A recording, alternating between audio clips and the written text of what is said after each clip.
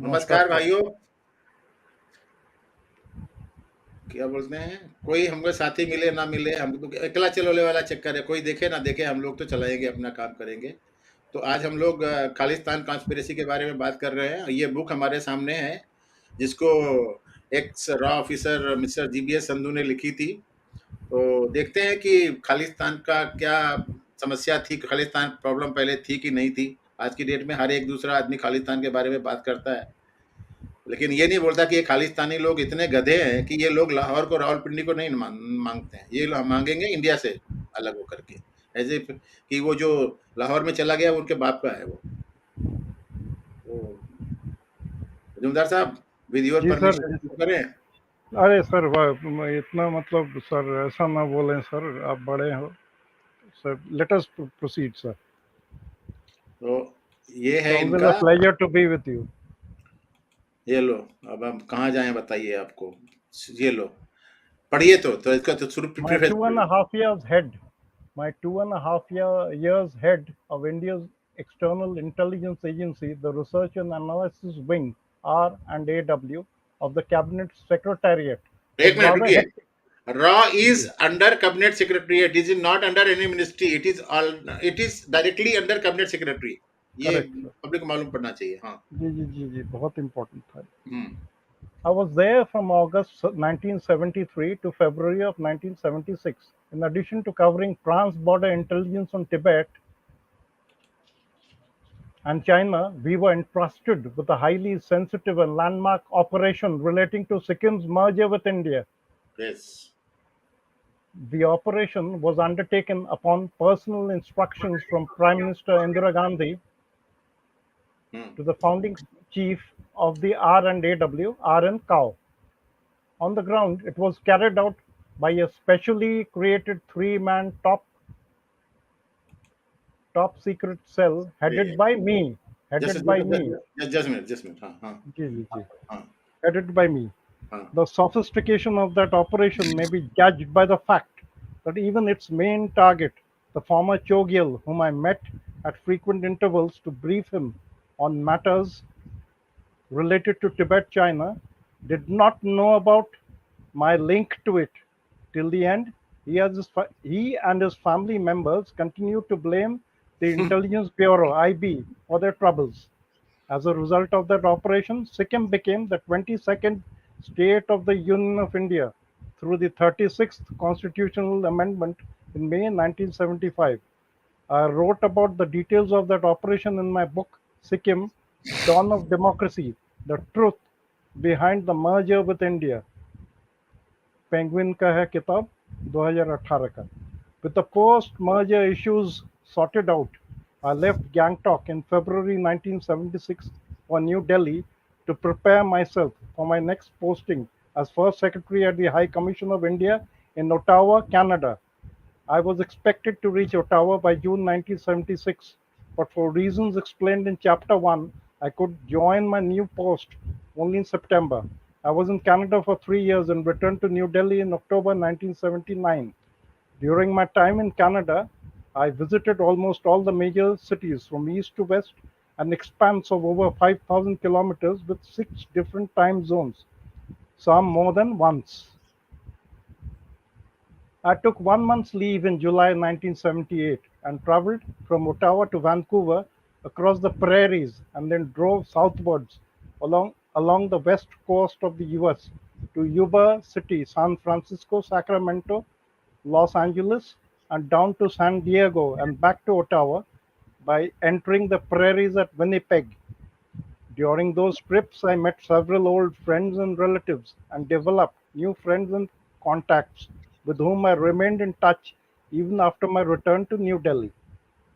During that period, the Indian community in Canada, comprising mostly Sikhs, were a satisfied lot and were earnestly involved in trying to improve their socio-economic status. In the process, they were contributing their bit to the development of a multicultural society in the country they had chosen as the new home. Other than the normal jostling for the management of gurudwaras in the two major cities of Vancouver and Toronto, for an average Sikh, the concept of Khalistan was a non issue. if not a bit of a joke, not worthy of attention.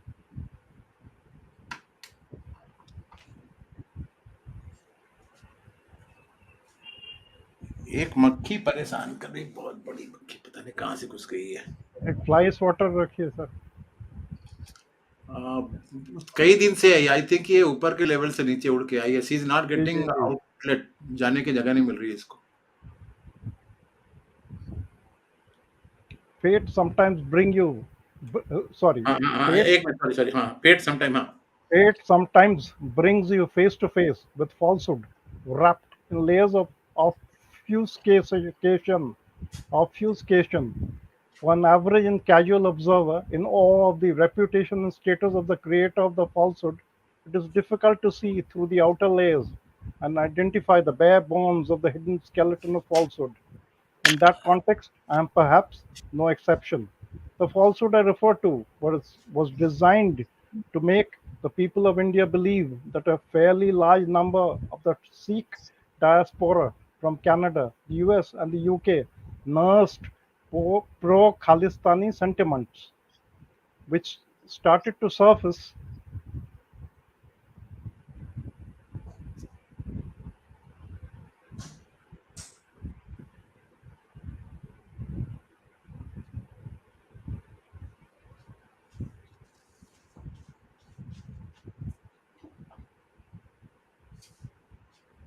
बचा लिया एक जीव को मैंने, नहीं तो बेचारी भूखी मर जाती यहाँ पे।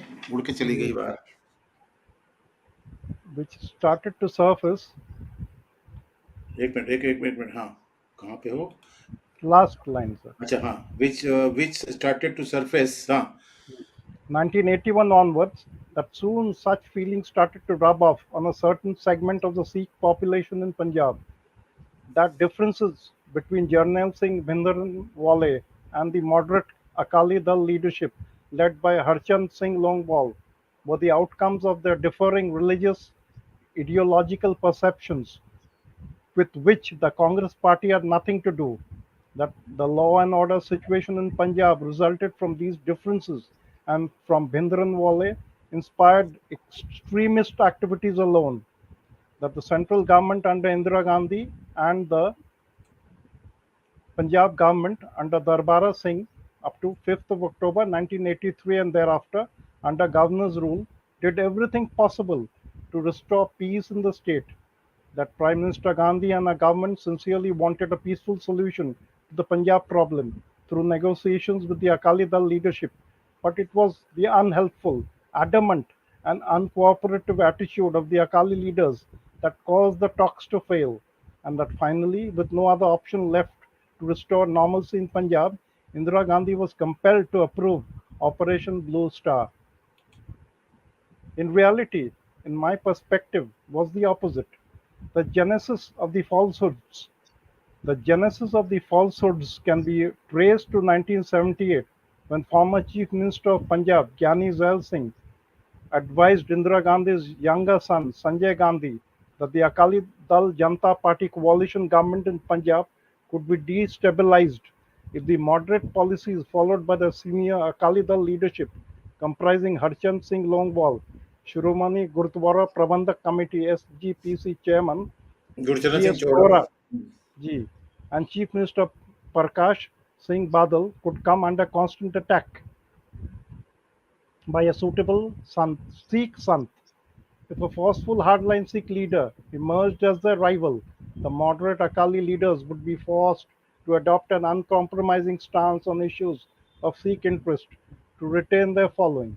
Any significant shift in the policies of the moderate Akali Dal leaders would naturally not be to the liking of Janata Party leaders, who represented many urban Hindu business interests. With Indira Gandhi's approval sought and Sanjay's ally Kamal Nath on board, Sant Jarnail Singh Bhindranwale of Gurdwara Darshan Prakash at Chowk Mehta was chosen as the Sant would do their bidding in Punjab. Even though the demand for Khalistan was attributed to Bhindranwale to make his anti-moderate Akali leadership campaign more effective, nothing significant was achieved through this part of the operation till January 1980, when Indira Gandhi returned to power as Prime Minister. The general elections for the 8th Lok Sabha were due before January 1985, and in preparation for them, the Congress decided to focus on the Bhindranwale Khalistan issue. Let's have a pause here. अभी Sure. अब ये मैं बता देता हूँ public को हिंदी में कि ये तमाशा कब शुरू हुआ था, जब 77 में इंदिरा जी इलेक्शन हार गई थी और जी जी राजीव प्राइम मिनिस्टर बन गए थे। उसी समय पंजाब में कांग्रेस इलेक्शन हारी और प्रकाश सिंह बादल वहां के चीफ मिनिस्टर बन गए। तो जर्नैल सिंह, ये अपना ज्ञानी जैल सिंह साहब और इंदिरा जी ने, संजय गांधी ने मिलकर के एक प्लान किया कि किसी तरीके से इस अकाली गवर्नमेंट को हमको अप्रूव करना है।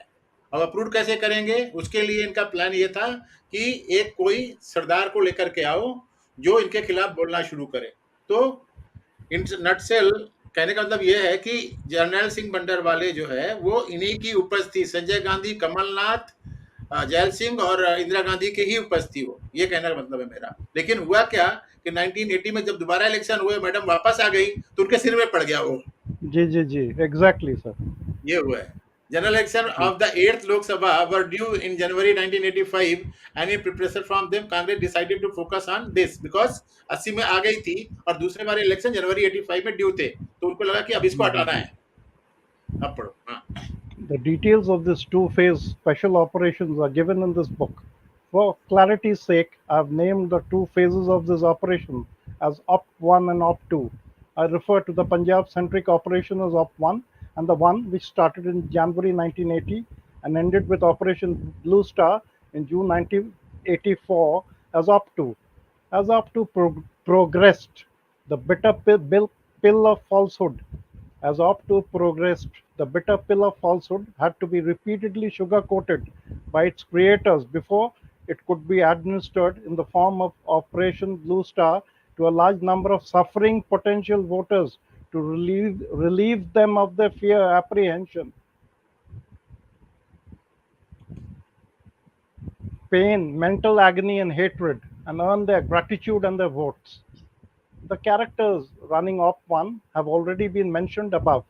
For Op 2, after January 1980, Makhan Lal Photedar, political assistant to Prime Minister Gandhi, Arun Nehru, Sanjay's cousin, an MP from Rai Bareli, and later Arun Singh from the Kapurthala family, were added to this group. After Sanjay's death in June 1980, his elder brother Rajiv Gandhi took his place. Sanjay was the main driving force behind Op 2. After his death, Rajiv depended heavily on Arun Nehru, ML Photedar, and Arun Singh, even much after his mother's assassination on 31st of October 1984. As all the decisions pertaining to Op 2 were taken at One Akbar Road group had been used in the book has been used in the book to refer to those responsible for certain actions taken in connection with Op 2. Further, during that period, decisions in the various ministries at the center and in the Punjab government had a bearing on Op 2 that had a bearing on Op 2 was informally taken over by the One Akbar Road group or the senior bureaucrats working with them. Besides running various errands, Arun Nehru and Arun Singh were also attending meetings either alone or along with Rajiv Gandhi. Two such meetings have been mentioned in Chapter 9. In view of the developments mentioned above, while performing a small role in the furtherance of the main purpose of that operation, I initially felt I was doing what was routine work for a member of a pliant intelligence agency Just a to minute. help Just a minute. pliant Client. What word means he has used? compliant. Client. Hindi में समझे? बता दीजिए sir, compliant मतलब जो Yes. जी हुजूरी करता हो. Yes. हाँ. Compliant Okay. intelligence agency to help its mentor score brownie points against political rivals. However, I had successive opportunities to look at the bare bones of the wrapped skeleton and soon developed a feeling that I was being used in howsoever limited a manner to further the interests of one political party, one person, and one family in a matter totally at variance with the larger interests of the nation. It was becoming extremely difficult for me to internalize that.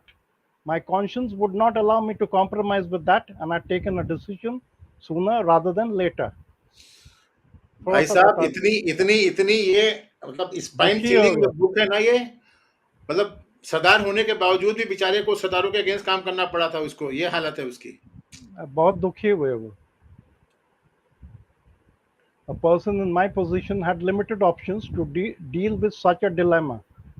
There was no question of silencing my conscience for the sake of my job. I could not have acted as a whistleblower either.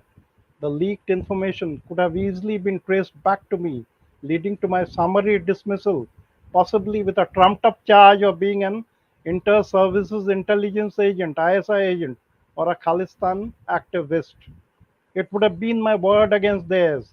The ever obliging media would have torn me apart. Second, I could एक not. Minute दादा दादा I, दादा see sir यहाँ this एक is चीज the बताऊं this sir. Is the this is the precarious situation when an of honest the government servant is there. जी जी जी जी जी यही यहाँ बोलना पर चाह रहा यही हूँ। होता है कि जैसे ही आपने आवाज उठाई, आई एम फेस दैट ना, जैसे मैं आवाज उठाऊंगा कि हाँ गड़बड़ हो रहा है, पहले मेरे को अटैक करेंगे, तुम ये किया, तुमने वो किया। और मैंने तुम्हारे को जैसे पिछले उसमें बताया था, सबसे बड़ा अटैक होता है किसी लड़की के साथ जोड़ देंगे, किसी औरत के साथ जोड़ देंगे, घर में फोन करेंगे, ये दुनिया भर का तमाशा करते हैं, फिर बोलेंगे तुमने इतना पैसा वहां पे लगाया, स्कूटर से कैसे चलते हो, 555 सिगरेट कैसे पीते हो, वो नंबर नोटंकी शुरू कर देंगे वो। तो जैसे ये बेचारा बोल रहा है कि अगर मैं विसल ब्लोअर बन जाता तो they would have branded me as ISI agent और खालिस्तान एक्टिविस्ट, ये बोल रहा है वो, है ना। जी जी जी बिल्कुल। कितना डिलेमा में अच्छा रहते हैं बेचारे। और एक चीज बोला है उसने, एक चीज इम्पोर्टेंट बोला है। देखिए सर थोड़ा सा वो देखिए, ये पिछले वाले पेज में जाएं सर थोड़ा सा। इसके पीछे, इसके नहीं पीछे नहीं, सॉरी सॉरी, हाँ एक चीज बोल रहा है, it would have been my word against this, the ever obliging media would have torn me apart. Media हाँ भी फिर साथ साथ नहीं देती है। बस कुछ नहीं, कुछ नहीं, कुछ नहीं, कुछ नहीं, वो तो सिर्फ पैसा फेंके, पैसा फेंको तमाशा देखो करते हैं। They are worse than prostitutes, या मीडिया वालों का कुछ भी सेकंड, ओपन आई इसलिए कुड बोल हैव रहे हैं। रिजाइन्ड फ्रॉम सर्विस हाँ and joined a and joined a political political party. party. But I'd seen what had happened to my father-in-law, Sardar Swaran Singh, former External Affairs Minister and a अच्छा, close confidant of Indira इसलिए Gandhi. इसलिए ससुर को dedicate किया मेरे भाई।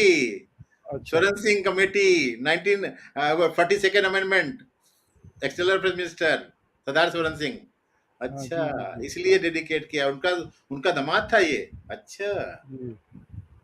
हाँ He हाँ। was made to resign from a cabinet in November 1975 because of his opposition to the imposition of national emergency in June that year. I was small fry compared to him. The third option for me was to अच्छा resign from service. एक minute, Swaran Singh के बारे में बोल रहा है कि Swaran Singh was forced to resign in 1975, then how this 42nd amendment was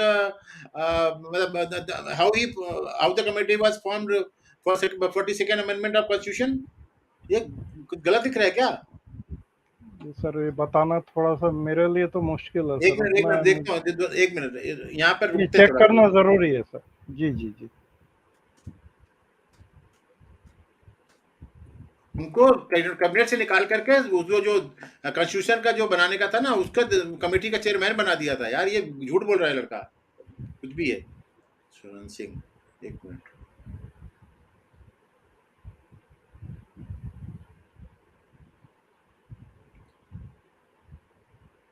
he remained a part of successive government until he resigned in this 75 resigned in 75 बोल रहा है ये। और फिर बाद में क्या किया उसको वो फिर, तो ये कहाँ से आ गया फिर वो जो, कमेटी जो बनी थी। हाँ स्वरण सिंह कमेटी जो है ये कब बनी फिर, स्वरण सिंह कमेटी कब बनी फिर, ये देखो। ये भी स्वरण देखिए। Singh was chairperson of the committee entrusting with responsibility of studying the soon after the decision declaration of emergency Indira Gandhi constituted committee blah blah blah करके, and then based on its recommendation government incorporated several charges of constitution। हाँ, ये इसको इस्तीफा दे करके उसकी committee का पूरा पूरा काम फिर करने को कमेटी का बोला। तो कुछ तो ये मतलब एकदम तो निकाला नहीं, कुछ तो हाँ दिया है। ये यहाँ पे झूठ बोल रहा है, क्योंकि मैंने हाँ मतलब हाँ उस समय तो हम लोग आपको तुरंत मतलब इट occurred to you तैयारी कर immediately. एनडीए की तैयारी कर रहा था, मुझे मालूम है एनडीए के में भी जी जनरल जी नॉलेज पढ़नी पड़ती है ना। जी जी जी जी I was small fry compared to him. ये लिख रहे हैं. The third option for me was to resign from service and return to teaching, which I still loved. But pay scales, the main reason I had सही switched careers to the Indian Police Service, IPS, in 1964, had not improved much over सही है, सही है, सही बोल रहा है, तो सही है। the yes. years. So I opted for the only sensible and safe choice available to me. I quietly delinked myself from the said activities and moved over to an analysis division within the R&AW, where my job was confined to reading and writing papers, reports, conducting research work, and developing short to long term strategic analysis. And that was what I did on my return from my third operational visit to the US in the week of October 1983. I shared my views on the matter with Director GC Gary Saxena, Girish Saxena my, थे ना उस समय, हाँ। uh, my highly understanding boss, who listened to me patiently but incredulously at my frank expression of views. अच्छा boss भी मतलब चकित हो जाता था इसको सुनकर. In the end, he agreed to my request to relieve me of the charge of the two highly sensitive divisions I was handling and additional operational work related to the Punjab. Those who had those who have had to face a similar dilemma in their lives will realize how difficult it is to live with it without sharing some of your thoughts with someone सही whom you बात can है यार, trust. Really really really कोई नहीं सुनता है, कोई जी समझता ही जी नहीं जी चीज को, नहीं घर रियली। का भी आदमी सुनता नहीं है सर. नहीं नहीं नहीं नहीं, एवरीबॉडी इज योर एनिमी। वो तो तुम तो बेवकूफ हो, तुम तो, तुम्हारे को तो जीना नहीं आता, तुम्हारे को काम करना नहीं आता, ऐसे बोलते लोग। सही बात जी जी बिल्कुल. Fortunately for me, there was a large number of such persons. My late wife Iqbal, Bali to my family and friends, being her father's daughter, was extremely discreet and understanding. Acha. She would listen to me patiently and lighten my burden with the most understanding and consoling words. है। अच्छा है, Sometimes when my fortunate था ये। Sometimes when my in-laws visited us or stayed with us, I would discuss the situation with my father-in-law. Initially, he did not believe me. At one stage, he tried to disprove what I was telling him. He was a political leader from the old school, always protective of his party's policies, both in private and in public. But after some time, I could observe his frustration with the situation in Punjab and the government's indifference towards it. Colonel Singh, my batchmate from the IS, 1964 UP, on deputation to the Government of India, was living in one of the D1 flats in Chanakyapuri, close to where I was. A man of few words, Colonel acted as a good sounding board for me as I grappled with these matters. In the evening after office hours, I would sometimes walk over to his flat and discuss what was happening in Punjab without disclosing my connection with some of the R&AW operations. From February 1982 to May 1985, we had a carpool arrangement among four officers working in the R&AW. S.C. Mishra, 1959, Odisha batch. Amar Bhushan, IPS, 1967, Madhya Pradesh. J.K. Sinha, IPS, 1967, Bihar. And I.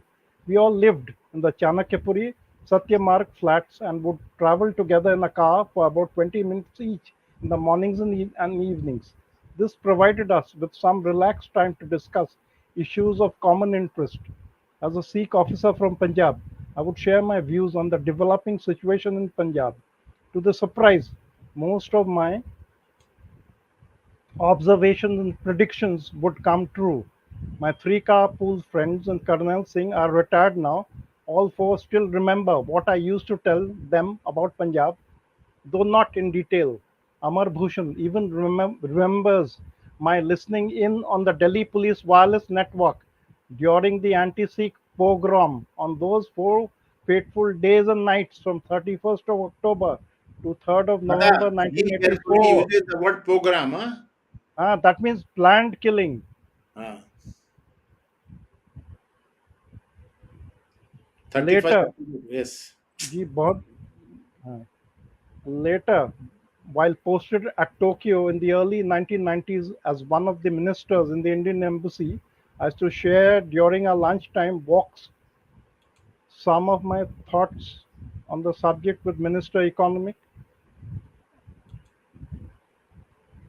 S.C. Tripathi, IS 1968 UP, who later retired as Petroleum Secretary. I continued exchanging my views on this and other subjects of common interest with him whenever we played golf at the Delhi Golf Club.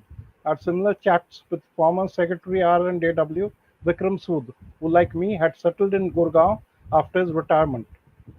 Based on my 26 years experience of working in the department, a term normally used for the R&AW by insiders, I decided to write two books on subjects of significant national importance.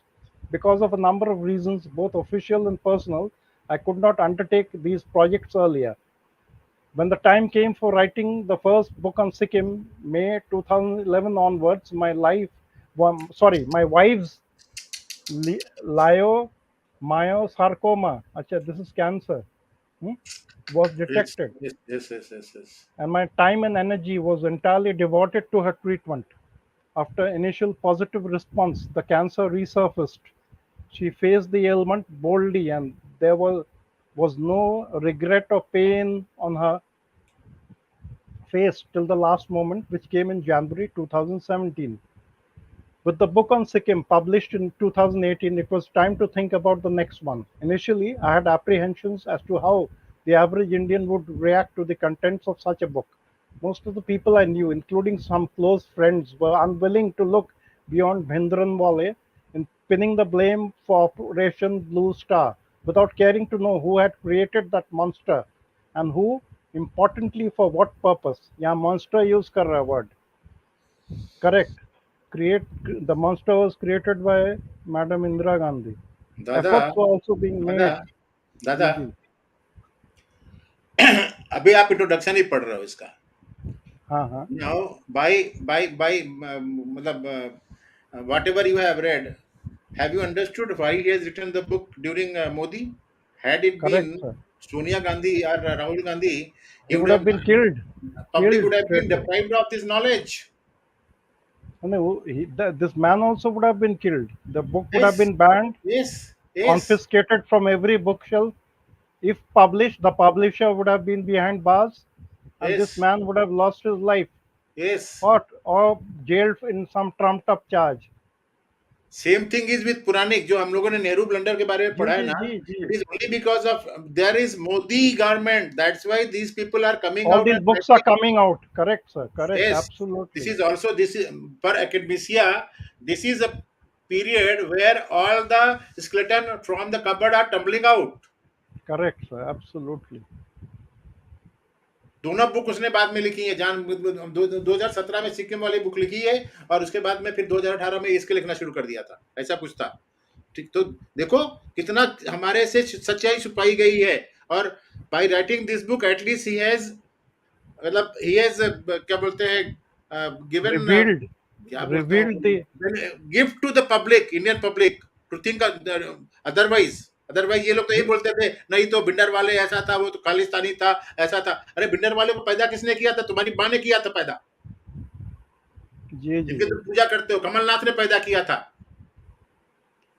Arun Nehru ने पैदा किया था अरुण सिंह ने पैदा किया था संजय गांधी ने पैदा किया था राजीव गांधी ने पैदा किया था सबका नाम आ रहा है इसमें तो हाँ I efforts knew were also including some cold friends were unwilling to look forward beyond ये देखो हाँ efforts were unwilling to look also being made यहाँ देखो efforts were also being made to being made to describe the anti-Sikh pogrom of Delhi and elsewhere as a natural consequence ये of देखिए Indira Gandhi's ये assassination जब पेड़ by गिरता her है तो two Sikh धरती हिलती है security guards. जब पेड़ गिरता है धरती हिलती है हाँ हाँ, ये एक मतलब it's only to put a cloak over the skeleton. आगे देखो However, हाँ certain developments that came to my notice 2017 onwards led me to think that it was insofar as informed public opinion about the 1984 anti-Sikh pogrom was concerned, things were changing for the better. चलिए ठीक है. The subject was being actively discussed on various television channels and major newspapers carried editorials and lead articles critical of the role played by some Congress politicians and the Delhi police in the massacre of innocent Sikhs. In the last week of December 2018, I observed that a website with a membership comprising IPS officers, both serving and retired, of which I happen to be a member, had taken up for discussion the topic after Sajjan Kumar, time to hold the police accountable for their role in the 1984 massacre. One member significantly remarked, when people are killed in front of officers, when pleas for assistance are cynically turned down, when evidence was deliberately destroyed, it was not by design of the organization. These were rogue and criminal personnel unfit to wear khaki and have any responsible position. We need to introspect how to weed out such elements from the police, for they exist even today. Further, out of the 147 police personnel indicted by the Kusum Lata Mittal Committee of 1987 and the Justice J.D. Jain and D.K. Agarwal, a former Director General of Police DGP Committee of 1990, ultimately none were brought to justice. On the contrary, one senior IPS officer against whom there were serious charges got promoted as DGP of a state as early as in 1987. In his post dated Shame, 20, shame, shame, shame, shame. Shit. in his post dated 27th of December 2018 on the same website, former DGP of Uttar Pradesh and subsequently DGP Border Security Force Prakash Singh, IPS 1959 UP, who had filed a public interest litigation PIL in 1996 and obtained in 2006 a highly favorable landmark judgment from the Supreme Court on the yet to be fully implemented police reforms, noted इसको police भी बहुत तंग reforms किया था are Prakash Singh को, बेचारे ने जी जी कितना दिन तक केस लड़ा था, उसको डीजीपी नहीं बना रहे थे ना ये लोग, जी यूपी जी का। जी police reforms are necessary, हाँ, but but their their officers absence cannot cannot be. be the excuse, much less justification for the near total abdication of responsibility of the police of the kind we witnessed in 1984. I've always held that we do not require any order to uphold the rule of law, and we are under no obligation to carry out any unlawful orders. The point is, are we prepared to pay the price? The majority are not, and that is where the trouble starts. Yes, अगर नहीं मानोगे तो शाम के time में बोलेंगे ठीक है, you are transferred, go there, go there, go there, खत्म।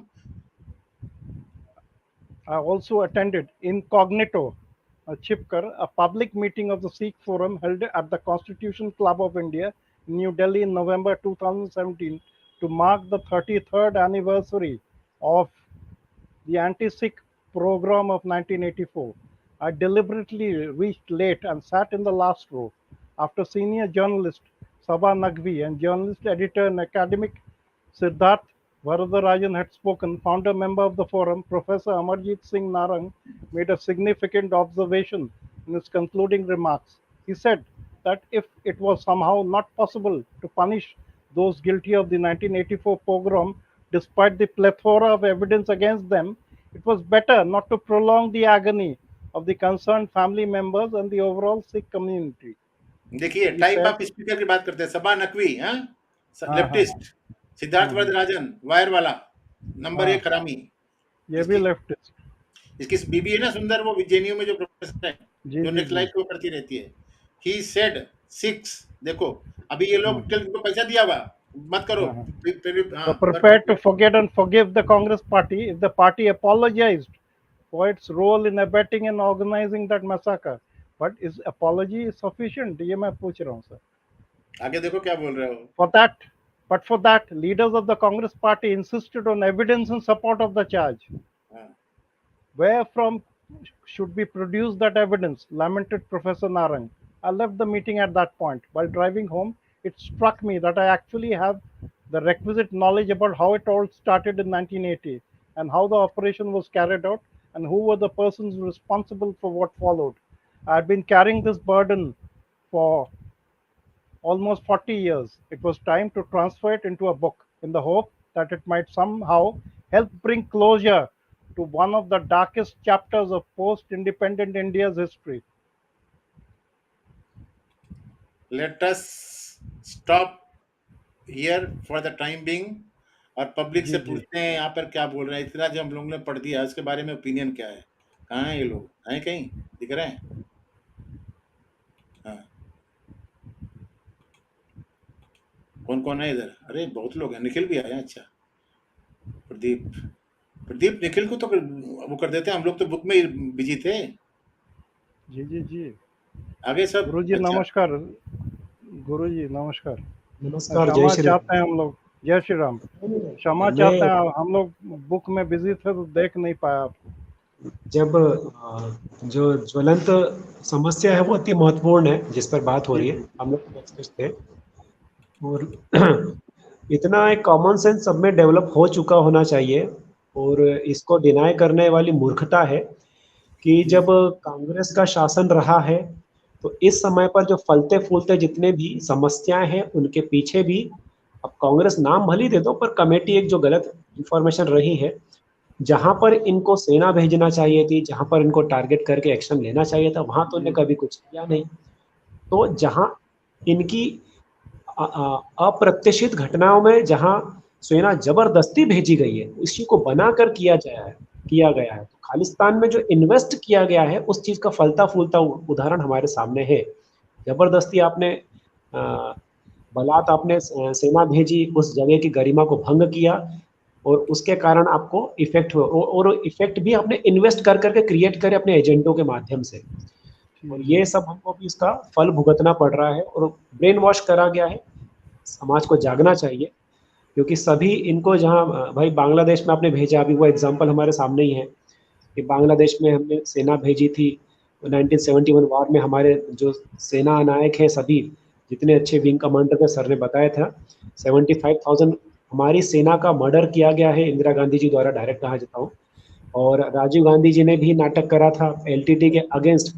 जो ये जी तमिल प्रॉब्लम स्टार्ट करने उसमें इन्वेस्ट करने वाले गांधी जी थे हमारे, शांति सेना भेज के वहाँ श्रीलंका में पूरा नॉर्थ और अपना नॉर्थ में और द्राविड़ में फूट डालने का काम किया। इनका पेट यहाँ नहीं भरा तो खालिस्तान के नाम पे इन्होंने मंदिर की गरिमा भंग करके यहाँ पे भिंडरा वाले को भी बदनाम किया गया, उस कमेटी इनकी थी।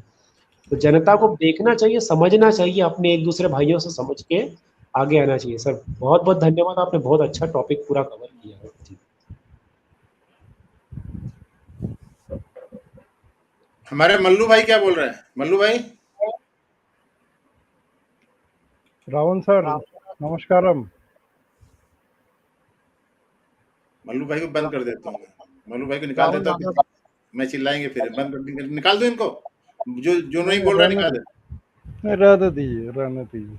अरे कहीं होंगे आजू बाजू में होंगे कहीं पर, वो सोच रहे होंगे किताब पढ़ रहे हैं, हमें थोड़ा टाइम पर करके जाता हूँ। दादा ये देखो कितनी मतलब वो है कि एक पार्टी पाप करने में ही बिजी थी। वो हर तरीके से चाहती थी कि किसी तरीके से हिंदुस्तान खंडित हो जाए, पूरी तरीके से कई टुकड़ों में बट जाए। इसलिए वो हर जगह इन्वेस्ट कर रही थी ऐसी जगह में। खालिस्तान मिला, पंजाब मिला, उसमें खालिस्तान का बीज डाल दिया। श्रीलंका हुआ 1948 तक, श्रीलंका भी साथ में ही था इंडिया की, उसको जो है वहाँ बीज डाल दिया एलटीटीई का। ठीक है, अरे वो उनका आपस का मैटर था, उल्टा लेते वो हमारे बिल्कुल बिल्कुल बिल्कुल। फिर उसके बाद जो है प्रदीप, मैं एक बात जानता हूँ, मतलब अवर जनरेशन फॉर दैट मैटर, जो भी जिंदा हैं आज की डेट में सांस ले रहे हैं, सबको भाई साहब को, संधू साहब को वो करना चाहिए, थैंक करना चाहिए कि उन्होंने ये जो मतलब हर्षेस माउथ से निकाल कर लेकर के आया कि देखो ये हुआ था। और ये ये भी तभी हुआ है जब यहाँ पर बीजेपी की गवर्नमेंट है और मोदी साहब की गवर्नमेंट है, नहीं तो ये कभी भी नहीं आता था पब्लिक के सामने। वो लिख रहा है ना कि अगर मैं इस चीज को बोल देता तो हो सकता था कि मैं सर्विस में इधर उधर कर दिया जाता, और अगर इनकी गवर्नमेंट होती तो मार देते इसको। नहीं ISI का लेवल लगा देते या खालिस्तान में दादा एक्टिविस्ट आप का। देखो, ये तो छोटी बात है, ये तो एक आम बंदा था। जब इन्होंने जो है प्रधानमंत्री को नहीं छोड़ा, ठीक है, लाल बहादुर शास्त्री जी, ठीक जी है। जी कांग्रेसी थे, एकमात्र कांग्रेसी ऐसे जिनको हम रिस्पेक्ट करते हैं कि हाँ, कांग्रेसी होने के बावजूद रिस्पेक्ट करी जाती है। कानपुर के नरेश साहब भी आ गए हैं लगता है। क्या हाल है जी भाई? जी अवगढ़ भाई नमस्कार। गौतम जी, नमस्कार दादा, सभी को नमस्कार। जी जी नमस्कार नमस्कार। देखिए हमारे को दादा, बता इनके करके पास निकल जाते हो, कोई आते नहीं। हम लोगों ने 1 घंटा डिले शुरू वेट करते हैं सबकी, आपकी सबकी, फिर बोलते हो कि लेट में शुरू करते हैं। दादा यहाँ ये अरे खत्म नहीं, होता ठीक नहीं तो है। है। हैं? बोल रहे हैं ठीक तो है। नहीं, ठीक तो है। 12 बजे का टाइम दिया, सॉरी क्या 9:30 का टाइम दिया जाता है, और तब कोई आता नहीं। यहाँ पे 10:30 बजे स्ट्रीम शुरू होती है। बाद में फिर बोलोगे सा- मुझे सोना है, तारीख बदल गई है, ये हो गया। मैं तेरी बात नहीं कर रहा हूँ, तू तो रात भर जागता रहता है। औगड़ की बात नहीं कर रहा हूँ मैं, बाकी लोगों की बात। हमारे क्या बोलते हैं, केरला नरेश तो अभी भाग जाएंगे, बोलेंगे 12 बज गए, मैं भाग जाता हूँ यहाँ से। नहीं साढ़े सिंह साहब 9:30 बजे आप शुरू करो ना, बाद में बीच में हम लोग एंटर होएगा। बीच में क्या, मैं सोच रहा था दादा, हम लोग 9:30 बजे बैठे हुए थे ना, जी जी जी हम लोग बात कर रहे थे आपस में। हम बैग पे लोग बैठे आपस थे। मैं में बात ज्वाइन कर तो रहे करे, प्रदीप को फोन भी किया था। प्रदीप बोलता मैं अभी नहीं, दवाई लगा रहा हूँ, बाद में आता हूँ। यदि आप लोग दोनों है 9:30 तो 9:30 को है तो फिर आरंभ करना चाहिए ना। नहीं, हम लोग सोच रहे थे कि कोई और आ जाए, अच्छा रहेगा फिर। नहीं एम साहब देखो वैसा भी, जब तक वो रिपोर्ट पढ़ते हैं तो हम लोग एंड्रो के फायदा भी नहीं ना, ऐसे ही नहीं नहीं बस। आपको कुछ नहीं, आपको कुछ पूछना हो, आप पूछ सकते हैं ना, इतना तो हो ही सकता है, या कुछ ऐड कर सकते हैं। हम लोग जब पढ़ रहे होते हैं, जहां पर इंपॉर्टेंट पॉइंट होता है वहां पे तो हम वहाँ रुक पॉज ले जाते हैं। लेते हैं ना, कि भाई ऐसा है वैसा है वहां पर। क्योंकि क्या है, इस तरीके से बुक को हम हिस्टोरी तरीके से पढ़ते रहेंगे तो ये नहीं मालूम पड़ेगा कि कहाँ तक पढ़ना है। अभी मैंने वहां पे बंद किया है। अब ये एक्नॉलेजमेंट की बात कर रहा है, 40 साल पहले की घटनाओं को इसको याद नहीं है, तो ये क्या कह रहा है, ये खुद बोल रहा है भाई 40 साल की घटनाओं को प्रिसाइज। याद करना बड़ा हाँ मुश्किल है। तो I have relied precise. On certain documents, वो डॉक्यूमेंट्स की बात कर रहा है यहाँ पर। मैंने ये बुक पूरी पढ़ी है, इसको हाँ बहुत इंटरेस्टिंग है। मतलब it is a must for every Indian जो पेट्रियोटिक है, मैं ये बोल रहा हूँ, पढ़ना चाहिए उसको। दादा, असल में दादा, समस्या ये थी कांग्रेस के साथ। कांग्रेस को मिला ब्रिटिश से इनहेरिटेंस में यहाँ की सत्ता, और ब्रिटिशर्स जिस तरह फूट डालो, divide and rules, fault lines expose करके राज करते थे, वही पूरा कांग्रेस सीखी है, और आज भी कांग्रेस उसी पे काम करती है। कांग्रेस इनडायरेक्टली ब्रिटिश गवर्नमेंट ही है।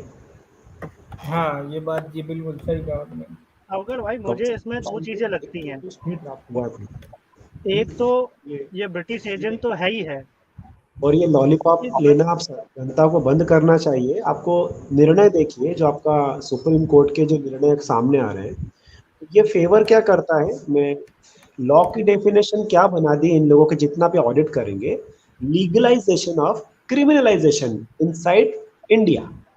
करेक्ट। आप किस तरीके से क्रिमिनलाइज करते हैं। आप सबसे बड़ा, आज तक मैंने शायद कई बार बोला है कि इतना कॉमन सेंस नहीं है। जिस आदमी ने हमारा घर तोड़ के बर्बाद कर दिया, उसको आप मेरे घर के सामने, मेरा चलो रे टूटा फूटा घर तेरा ले ले, जिस पर कब्जा कर रखा था 500 साल, एक काम कर, इस आदमी को 500 एकड़ जमीन दे दे, 5 एकड़ जमीन दे दे। अभी आपका मेरा घर है, मैं उसके सामने रो रहा हूँ, मुझे मेरा घर दे दो, नहीं, हम लोग कार्बन डेटिंग करेंगे, हम लोग ये करेंगे, वो करेंगे।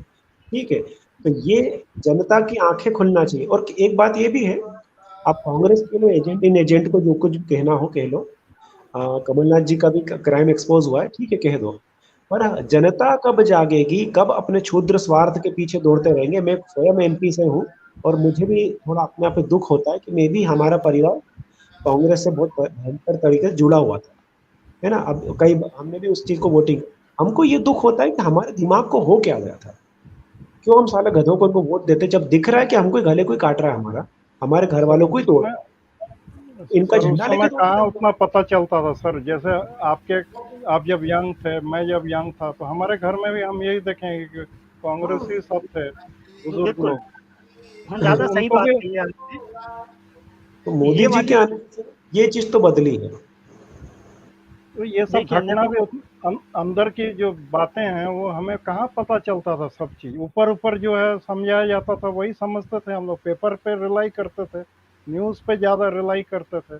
और उस समय रेडियो थी, मैं जब छोटा था उस समय रेडियो के सिवा कुछ नहीं था। तो टीवी तो जब दादा मैं स्कूल से आज भी आपको क्या लगता है, आपको मालूम चलता है 95% न्यूज़ दबा दी जाती है। हाँ, लेकिन फिर भी देखिए 5% सोशल मीडिया के 5% चलते फिर भी कुछ आप सोचने का हाँ हाँ सोशल हाँ मीडिया का फूड। पावर मैं एक्सेप्ट करता हूँ, लिटरली बंगाल को कंट्रोल कर रखा है सोशल मीडिया पावर ने। हाँ, पेपर में कहाँ आता सब। बंगाल में इवन मणिपुर को भी कंट्रोल कर दिया सोशल मीडिया जी ने। जी जी जी जी, वही और भाजपा की बहुत सबसे अच्छा बड़ी जो उदाहरण दिया विरासत, सर आप। बहुत बड़ी विजय बताऊंगा तो भारत भाजपा की सबसे बड़ी विजय है पूरा नॉर्थ को कनेक्ट करना। ये विजय अप्रतिम है, अप्रत्याशित है। इस विजय और को दादा बहुत बड़ी पूरा नॉर्थ कनेक्ट कर दिया इन्होंने। और नॉर्थ ईस्ट रीजन तो मतलब उसको आप जानते, मैं आप पाकिस्तानी पैनल्स पे जब न्यूज सुनता था तो वो लोग क्या बोलते थे, चिकन नेक की बात करते थे, चिकन नेक वो जरा सा कहना बोले उसके बाद तो इंडिया है ही नहीं, ऐसी बात होती थी। अब वो कनेक्ट किया गया है। और खैर एक बात अच्छा, जनता को मैंने भी अपनी जो गलती है, जो भूल हुई थी हमारे से अतीत में, उसको स्वीकार करके अब आगे बढ़ के ये सारे जो वायरस है या कचरा है इनको हटाना स्टार्ट करना चाहिए, यही सीखना चाहिए। जी दादा, कांग्रेस एक पर्सनल अपनी दुश्मनी निभा रही थी। मैं सिर्फ इतना नहीं मानता कि ब्रिटिश का जो है इन्फ्लुएंस इन पे था या सिर्फ कम्युनिज्म था, नहीं, इनकी जेनेटिक्स अलग है। और बाकी जिसको प्रूव करना है तो राहुल गांधी मर थोड़ी गया, जिंदा बैठा हुआ है। एक बाल तोड़ के डीएनए निकाल लो, कौन सी बड़ी बात है। कल मर तो मोदी ने गया, जिंदा है। कल मोदी ने फ्रांस में एक बहुत बड़ी बात कही है।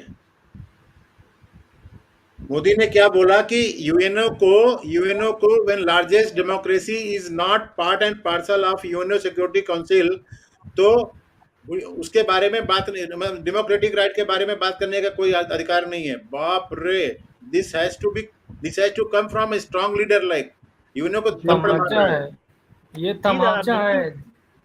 और बिल्कुल बेसिक क्वेश्चन पूछा है, बहुत हम्म, बेसिक क्वेश्चन है। चेहरे पे यूएनओ के। अगर आप डेमोक्रेटिक वैल्यूज की बात कर रहे हो और सबसे बड़ी डेमोक्रेसी को आप इंक्लूड ही नहीं कर रहे हो, तो क्या डेमोक्रेटिक वैल्यूज की बात करोगे। अरे भाई साहब नमस्कार। नमस्कार, सत श्री अकाल। तेजवीर भाई, नमस्कार दादा। और नमस्कार एम ये ये तुम जी कहाँ जी है, जी, नमस्कार चांद का दीक्षित ही जी। हो रखा है तुम तो, किधर है तुम? आपको बताया तो था मैं कहीं नहीं निकलूंगा। नहीं, आप अरे हरिद्वार गए थे ना। जी जी।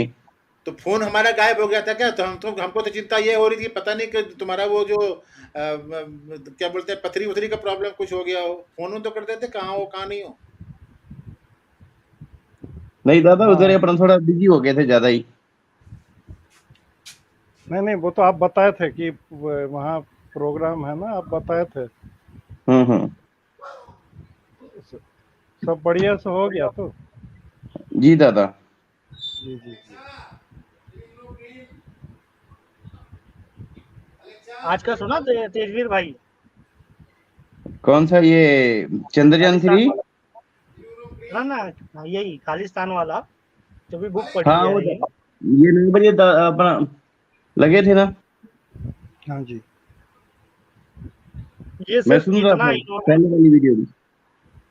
ज्यादा सिर्फ जो है गवर्नमेंट गिराने के लिए इन्होंने इतना कर दिया कि जिंदगी भर का मतलब जो है पता नहीं कितने लंबे टाइम का नासूर दे दिया बीमारी इंडिया को इन्होंने। बीमारी घुसा दी। हाँ। अभी तो जनता दल वो तो नई नई पार्टी थी, कौन सी बहुत पुरानी थी, थोड़ा बेयर भी कर जाते तो चल जाता। बट इनके अंदर इतना जो है वो भरी पड़ी है, सत्ता सत्ता का में घुसे लालच। लेने की। हाँ, सत्ता का लालच। नहीं, इनको थोड़ा आदत पड़ गई है कि ये बस राज करने के लिए ही पैदा हुए हैं। इनमें ट्रिपल ट्रिपल अटैक है इनके अंदर, ब्रिटिश भी है ये साले कम्युनिस्ट भी हैं, ये मुगल भी है, हाँ, और तो गांधी ये तो है ही है। मतलब they were made rulers by selection ना, not by election by the British। इन्होंने वहां वो नहीं छोड़ा, खालिस्तान में लपेट दिया, उधर श्रीलंका के साथ कलेश फैला दिया, 48 से अलग ही हो गया वो तो। उसके बाद इधर जो है बांग्लादेश का बीज भी बो दिया। अरे तुम इंक्लूड कर लेते वापस। अच्छा वो छोड़ो, इन्होंने अक्साई चीन भी दे मारा, नेपाल को सब भी सब अलग कर दिया। ठीक है, पीओके अलग छोड़ दिया कि ये भी ले जाओ, ये ज्यादा हो गया था हमारे पास। उधर वो जो है क्या नाम है बलूचिस्तान आ रहा था, उसको भी छोड़ दिया, तुम ये जाओ। गिलगिट बाल्टिस्तान सब। हाँ, मतलब कौन सी दुश्मनी निभा रहे थे ये। अब पता नहीं कौन सी मिक्स ब्रीड तैयार कर रखी है इन्होंने, एक इटालियन है, एक साला जी ब्रिटिश है, पता नहीं क्या कहानी है इनकी। इंटरब्रीडिंग चालू कर रखी इन्होंने, ऐसा परिवार है पता नहीं। एक जर्मन शेफर्ड है तो दूसरा साला बॉक्सर है, तीसरा पता नहीं क्या है। ये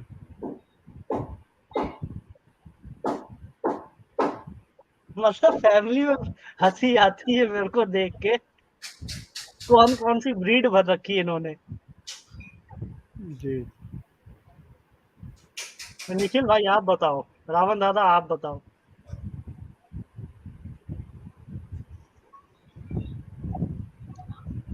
भाई साहब धन्य हो वो क्या बोलते हैं वो अशोक सिंघाल और अपना एल के आडवाणी जी, ये लोगों का, ये लोगों ने जी उस दिन अगर ये आरंभ नहीं किया होता ना, ये श्री राम जन्मभूमि का आंदोलन, मैं तो बोलता हूँ अभी भी कांग्रेस ही राज करता था, और मुझे लगता है गजवा भी हो चुका होता था।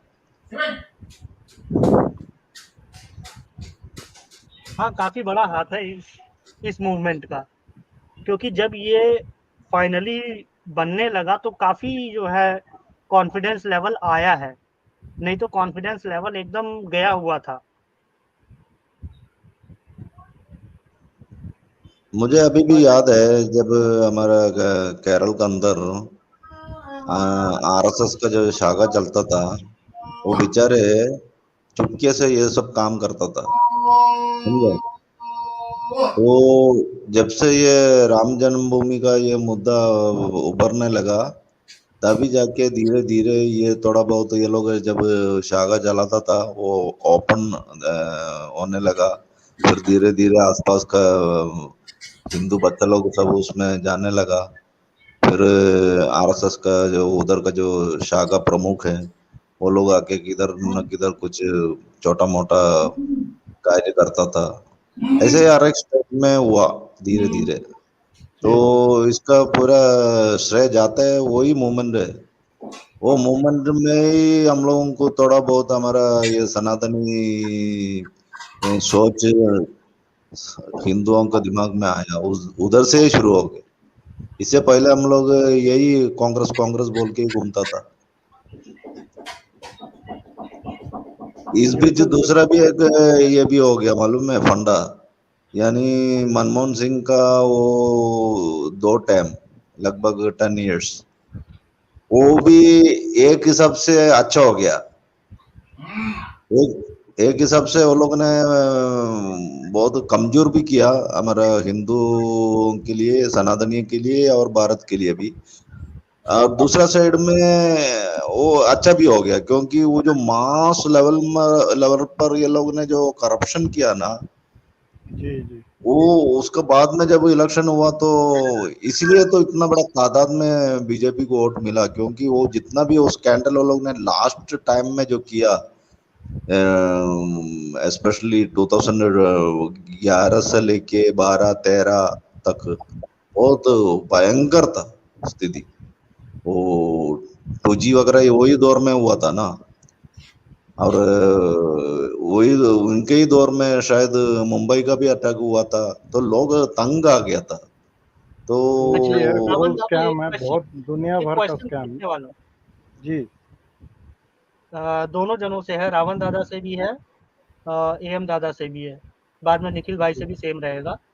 क्या चीज ज्यादा मुश्किल है, खालिस्तान यानी Sikh Hindu unification, north south unification, या फिर कास्टिज्म में जो है ये इनका ये सनातन का यूनिफिकेशन, सारे कास्ट का एक साथ, इन तीन में से क्या चीज सबसे बाद में होगा, साहब क्या आप साहब आप ऐसा क्वेश्चन पूछ रहे हैं कि किसी का हार्ट खराब है, किडनी भी खराब है, और उसका मतलब अ, दूसरा भी कोई प्रॉब्लम, मतलब मेजर प्रॉब्लम है, मान लो आपका उसका ये है, क्या बोलते हैं उसको, ऑटो इम्यून डिजीज, अब नहीं, मैं कौन सा मैं पहले ये कौन सा बाद में? कौन सा पहले सही हो सकता है टाइम फ्रेम के हिसाब से, टाइमलाइन के हिसाब से? हाँ तो हार्ट का जो है ट्रांसप्लांट करना पड़ेगा, नहीं तो ऑपरेशन करना पड़ेगा। किडनी का भी वही पोजीशन है। ऑटो इम्यून का ट्रीटमेंट आयुर्वेदिक तरीके से सोचो। ये तो गुरुजी बता पाएंगे, और मैं मुझसे बेहतर। रावण दादा, मैं जरा बोलने देना। ओ यू क्या बोल, मनमोहन सिंह का जो 2 टाइम का, इनका जो लास्ट पीरियड था ना, लास्ट पीरियड बोलेगा तो 2012 से लेके 2013 का एंड तक, वो 12 महीने में 12 हमारा सबमरीन सस्पिशियस वे में डिस्ट्रॉय हो गया। 12 महीने में 12 सबमरीन, ठीक है। उस वक्त हमारा डिफेंस मिनिस्टर था, हमारा ये केरल का ही था, एक के के एंटनी बोले, एंटनी। ठीक है। और वही दौरान बोलेगा तो ये 2 टाइम जो ये लोगों का था यूपीए का, मोर देन 25 हमारे साइंटिस्ट लोग, इंक्लूडिंग न्यूक्लियर साइंटिस्ट लोग, सस्पेक्टेड वे में इनका भी डेथ हो गया।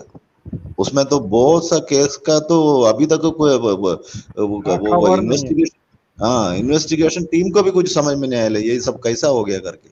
एक दो तो विदेश में भी जाके मारा ले बोलते हैं, जबकि हमारा साइंटिस्टों को कुछ उनको रिस्ट्रिक्शन है, कुछ लोग बाहर नहीं जा सकते भारत से बाहर। ये लोग कैसे भारत से बाहर चला गया, ये भी एक स्क्रूटनी चल रहा है।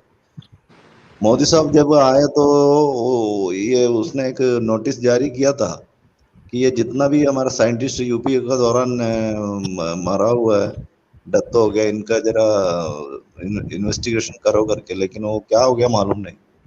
अभी 2 टाइम इनका भी हो गया, उसका रिपोर्ट ही नहीं आया, क्या हो गया पता नहीं, समझा। और दूसरा बात, मीडिया में आप किधर भी देखो, आपको ये सलमान खान, आमिर खान, शाहरुख खान, यानी कान मार्केट ही चल रहा था वो टाइम में। आप थोड़ा उस टाइम को जरा देखो जाके फ्लैशबैक में, जिधर भी देखो ये कान मार्केट ही चलता था वो टाइम में। अभी देखो कान मार्केट किधर भी नहीं है। जी। वो यूपी का वो टाइम में आप देखो, किधर भी आप जाके देखो यही चल रहा था, कान मार्केट। और उनको एकदम कॉन्फिडेंस भी हो गया था कि लगभग हम लोग ने गजवा हिंद प्राप्त किया जैसा। फिर बीजेपी आया, उसका बाद अचानक ये सब धीरे धीरे धीरे धीरे धीरे गायब होने लगा।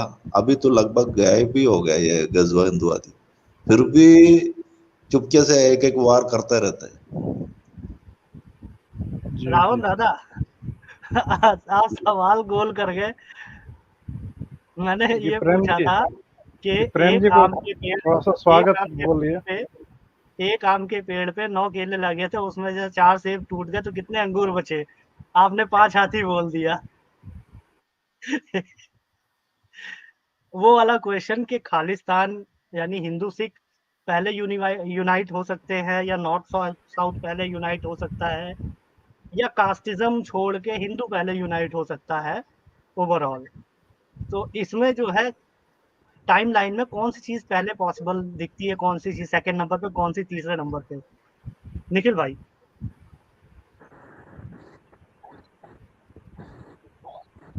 आपने जो क्वेश्चन पूछे भैया, तो इनका आंसर मैं आपको आसानी से बता देता हूँ।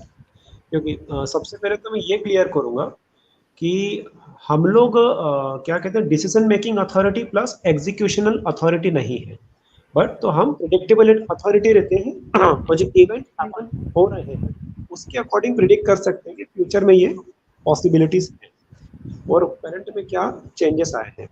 तो आपने जो 3 पॉइंट कहे हैं कि अपना जो नॉर्थ साउथ डिवीजन है ये पॉसिबल है कि नहीं आपस में मिल पाना, प्लस फिर आपने बताया था कि खालिस्तान वाला जो इन्वेस्टमेंट हुआ है इसके अकॉर्डिंग अपने कुछ समाज में थोड़ी बीच में आपस में मतभेद हो गए हैं, प्लस हिंदू सनातन समाज के बीच में मतभेद हो चुके हैं। आप ऐसा कह रहे हैं कि इनमें से पॉसिबल क्या है कि कौन सी प्रॉब्लम सॉर्ट आउट होगी। तो इसमें एक जैसे हमारे देखा जाए कि ये प्रॉब्लम्स जो है, तो इतना मैं एक फैक्ट बताता हूँ, मुझे इतना जरूर पता है बहुत अच्छे से कि हो एहि सोहे जो राम रचि राखा। इस वर्ल्ड में जो कुछ भी होता है भगवान की मर्जी से तो होता है, बट उसको प्रैक्टिकल ग्राउंड पर रिलेट करता हूँ मैं कि देखिए सर, अगर ये प्रॉब्लम्स हुई है तो ऑटोमेटिकली सॉल्यूशन भी उसके रिस्पेक्ट में जनरेट होते हैं। जैसे ये लाल बहादुर शास्त्री जैसा सॉल्यूशन भी उत्पन्न हुआ था, नो डाउट उनका मर्डर हुआ, उनको मर्डर करवाने वाले अलग थे, किंतु उस इतने डेंजरस सिचुएशन में भी लाल बहादुर शास्त्री जी का प्रादुर्भाव हुआ। उसी समय में any how slowly slowly Atal Bihari Vajpayee ji ने क्रॉल कर कर करके अपने को भी स्टेब्लिश किया और थोड़ा उनने इम्पैक्ट। सिमिलरली नरेंद्र मोदी जी ने आके एक इम्पैक्ट दिया। वीपी सिंह दादाजी ने तो बताया कि बहुत भयंकर छक्का मारा उन्हें यूनाइटेड नेशंस में। तो अपॉर्चुनिटीज में आते जाएंगे। हम लोग ऐसा मत समझिए, जो पैट्रियट हैं, हमारा अभी जो पैनल में है सभी के अंदर पैट्रियटिज्म आराम से कूट कूट कर भरा हुआ है, और हम अकेले नहीं है, हमारे साथ बहुत सारे। तो अगर क्राइम राइज कर रहा है तो पैट्रियटिज्म भी राइज कर रहा है, और हाँ समझदारी आती तो हम लोगों में इतनी कैपेबिलिटी होती है कि हम अपनी भूल को प्रायश्चित कर लेते हैं। मैंने कहा ना कि एक टाइम था हम कांग्रेस का झंडा लेके दौड़ते थे, उस भूल का प्रायश्चित अब हमने स्टार्ट कर दिया है।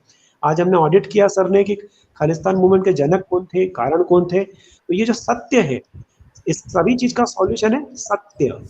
सत्य सर्वदा विजयति। जब हमको हमारे समाज के बीच में सत्यता का बोध होता है, जैसे हम सभी को एक सत्यता का बोध हुआ तो हमने गलत लोगों के झंडे फेंक दिए, तो उसी तरीके से समाज को बस सत्य बताते जाना है हमको, सामंजस्य से, शांति से सत्य बताते चलना है। तो रावण दादा हमसे साउथ से जुड़े हुए हैं, तो नॉर्थ में क्या हम लोग हैं, सेंटर में बैठा हूं, तो हम तीनों तो जुड़ गए।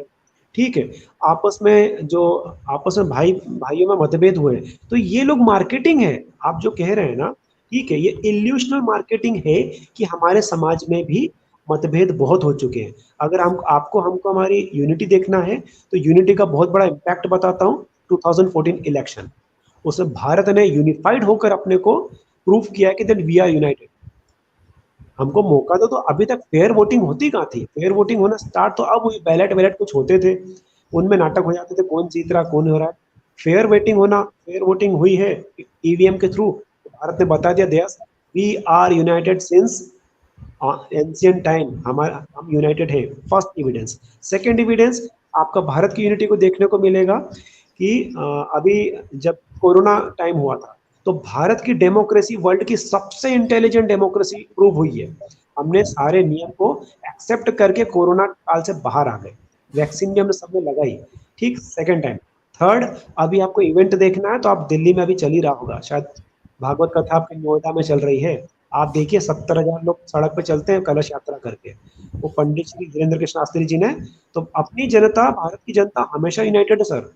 आप इसमें मैं थोड़ा बुरा लगे डिप्लोमेटिक सेक्युलर बोलूंगा, सभी हम लोग यूनाइटेड हैं, बस सत्यता का बोध हो और पता लग जाए कि ये आदमी गलत है।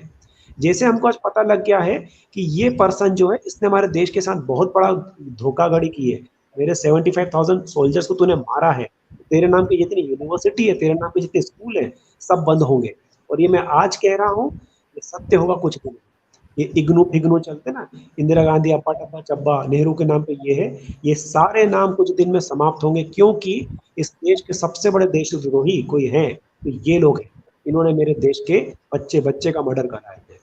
तो ये देखिए चलता रहेगा, और कोई भी प्रॉब्लम भी, हाँ भाई प्रॉब्लम प्लस माइनस होगा, हम हमारा कर्म करेंगे, ढीठ है हम लोग भी, शत्रु ढीठ है तो हम महा ढीठ है, तो ये सोच के हमको चलते चलना है, यही सॉल्यूशन है। पुष्पेंद्र कुलश्रेष्ठ भी बेचारे दौड़ रहे हैं हर जगह पे, कोई उनको कुछ एजेंट बोले पर जोड़ते चल रहे हैं।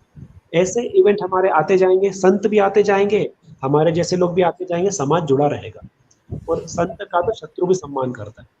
जी, ये आपका प्रश्न का उत्तर है, हमको जी लगता है। निखिल जी बहुत बढ़िया बोल रहे हो। जी निखिल प्रेम भाई, जी नमस्कार। नमस्कार भाई साहब, क्या हाल है? नमस्ते प्रेम जी। जी प्रेम जी नमस्कार। आपका ही इंतजार कर रहे थे हम लोग, हमने कहा आप आ जाओ, आपके मतलब का टॉपिक लेके बैठे हैं हम लोग। ठीक है, मैं 15-20 मिनट हो नींद आ जाती है, इस टाइम बहुत लेट हो जाता है इंडिया में। बाद में देख लेना, अभी मैं एक्नॉलेजमेंट पढ़ता हूँ। दादा एक्नॉलेजमेंट पढ़ो। जी जी अगर क्वेश्चन है पंजाबी खालिस्तान के बारे में, तो I am here to answer any question, because people are talking totally out of topic. So if you have any question, you can ask me any question about Punjab. पूछ लो भाई, किसी के पास में है क्वेश्चन तो।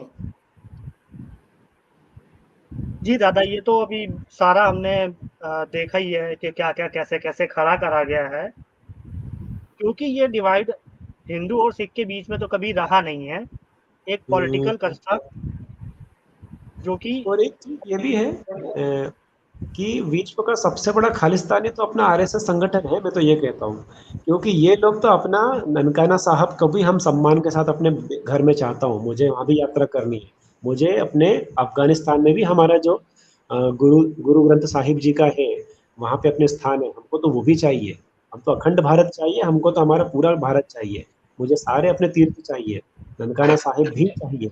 तो भैया अगर कोई आप मुझे खालिस्तानी बोल दो, आरएसएस को खालिस्तानी बोल दो, हम तो एक्सेप्ट करते हैं हैप्पीनेस से, हमको हमारा सारे घर चाहिए, वो लेके आएंगे, हमारे सिख भाइयों के ही रहेंगे, भाइयों का हम, हमारे तो गुरुदेव हैं, लेके आएंगे सबको साथ में। जी जी दादा, आज के टॉपिक पे क्या कहना चाहेंगे प्रेम दादा? लेकिन ये होगा ये ऐसे मतलब पॉसिबल कैसे होगा ये? क्या चीज दादा? अफगानिस्तान, ये जितना भाई ने कहा कि सबको एक अखंड भारत बनाना है, इट इज काइंड ऑफ मतलब ये इम्पॉसिबल है। How would you do it? दादा भूख राम मिलन करा देती है, राम भरत मिलाप करा देती है भूख। देखिए, आप लोगों ने जो खालिस्तान देखा है ना, जो खालिस्तान की मूवमेंट आप लोगों ने तो देखी है ना, वो आप लोगों ने अखबारों में यूट्यूब पे देखी है, हमने पंजाब में रह के देखी है। तो मैं इतनी बात कहूँगा कि that was the conspiracy of Pakistan, nothing else.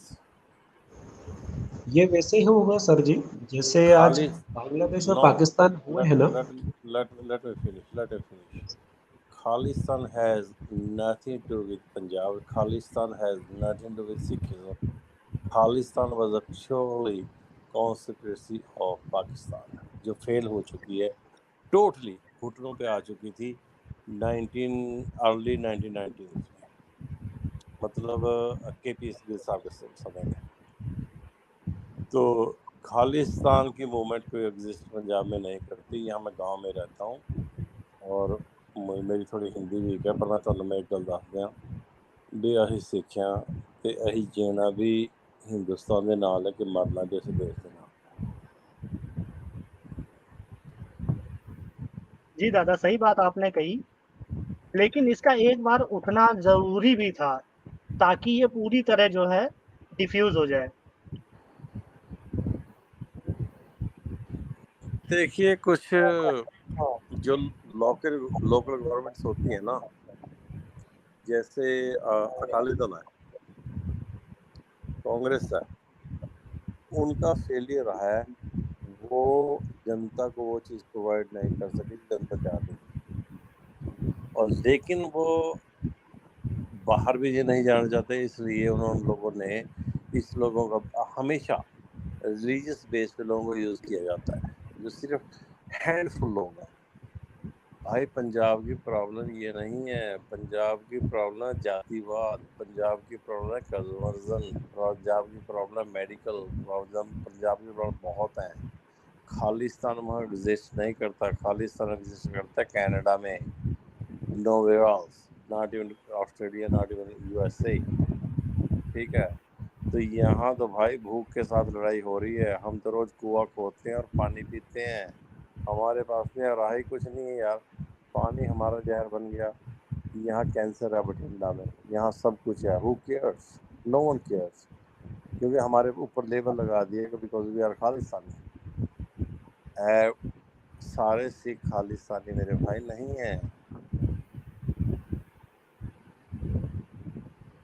नहीं दादा, वो कोई नहीं कह रहा है। कुछ लोग साउथ से बैठे हैं, दे हार्डली स्पीक हिंदी, और वो कहते हैं कि सारे लोग खालिस्तानी हैं। नहीं है भाई, हम तो भूख से लड़ रहे हैं, हमारे पास तो कुछ रहा ही नहीं, पंजाब में कोई सोर्सेज नहीं है। कुछ भी नहीं बचा पंजाब में।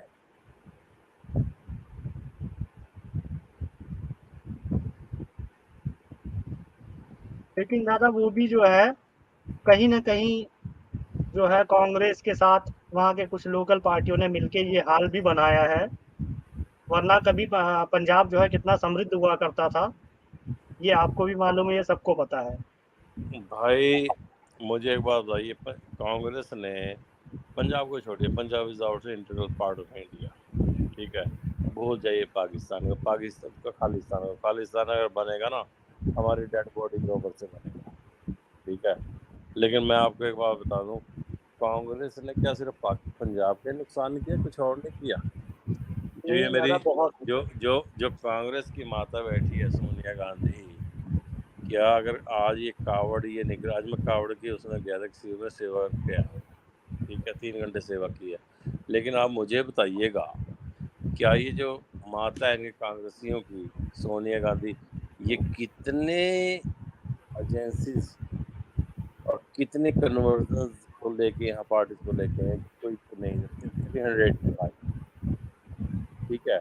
तो आप मुझे एक बात बताइएगा, you should appreciate BJP, Yogi, Modi and all of those.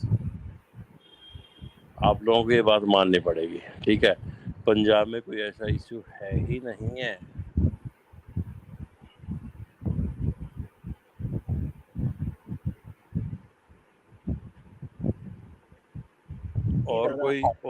और कोई सिखिज्म पे यार खालिस्तान पे, if you have any question feel free to ask me any question. नहीं दादा, ये अभी बुक पढ़ ही रहे थे तो वो तो खैर उसका अंदाजा लगा ही है कैसे कैसे क्या हुआ है। यार भिंडरा वाला जो था ना, उसको प्रमोट किसने किया था? कांग्रेस ने किया ना 1981 में, तरन तारण में 1981 में उसने कन्विंसिंग किया उसके लिए, कांग्रेस के लिए। तो he was a puppet of Congress, that's all.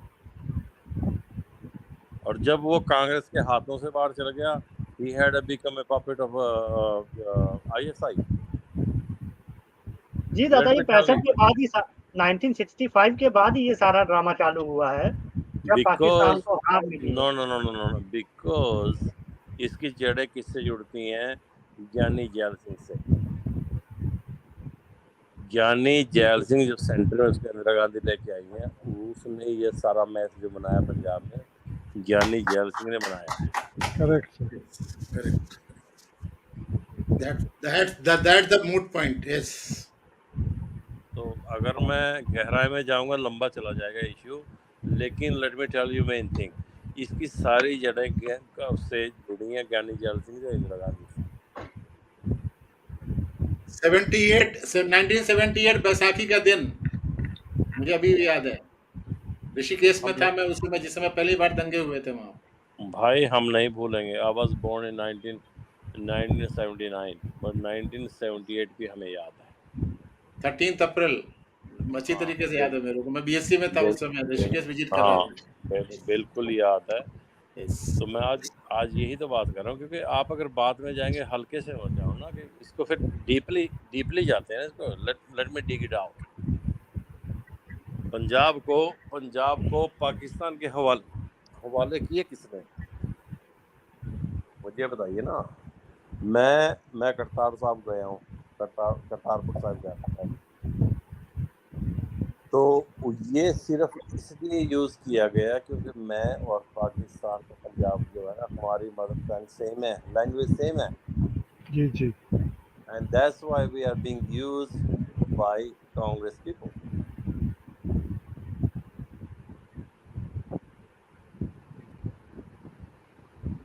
जी दादा। तो हाँ, तो ये सब है मेरे भाई, ये सब था। ये जो भिंडरा वाला था ना, ये कांग्रेस की एक साजिश थी। और वो जो भिंडरा वाला था ना, वो अनपढ़ एक जाहिल आदमी था, ठीक है। मैं उसके गांव में भी गया हूँ। उसके गांव में हमारी रिश्तेदारी है, रोंडा गांव का लुधियाना में, वहाँ रिश्तेदारी थी। और उसके बाद उसको कंट्रोल किसने किया?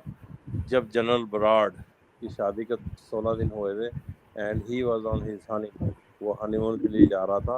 He got a call from New Delhi and he was told that he needs to take care Harminder साहब. तो वो बंदा हरमिंदर साहब आता है सेकंड ऑफ और वो वहाँ पे सबको बताता है कि भी यहाँ ऐसा ऐसा है. If you want to feel free you can leave Harminder Sahib and no one will salute you guys and you are free. लेकिन उसे सुना ही किसी ने नहीं यार. उसके विलीन बना के रख दिया लोगों ने. किसने बनाया उसको विलीन? इंदिरा गांधी ने. किसको बनाया उसको विलीन? राजीव गांधी ने. जी बिल्कुल सही बोल रहे हैं।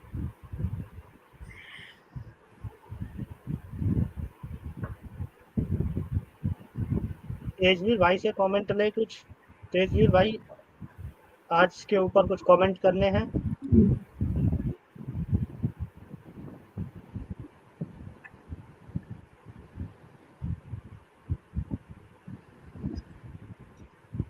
लगता है तेजवीर भाई भी बिजी हो गए.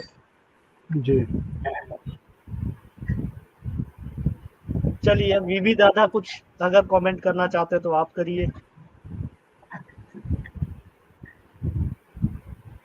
बीबी दादा नमस्कार. अगर क्वेश्चन है तो मैं आपको पंजाब के बारे में क्वेश्चन है तो मैं आपको बता दूंगा.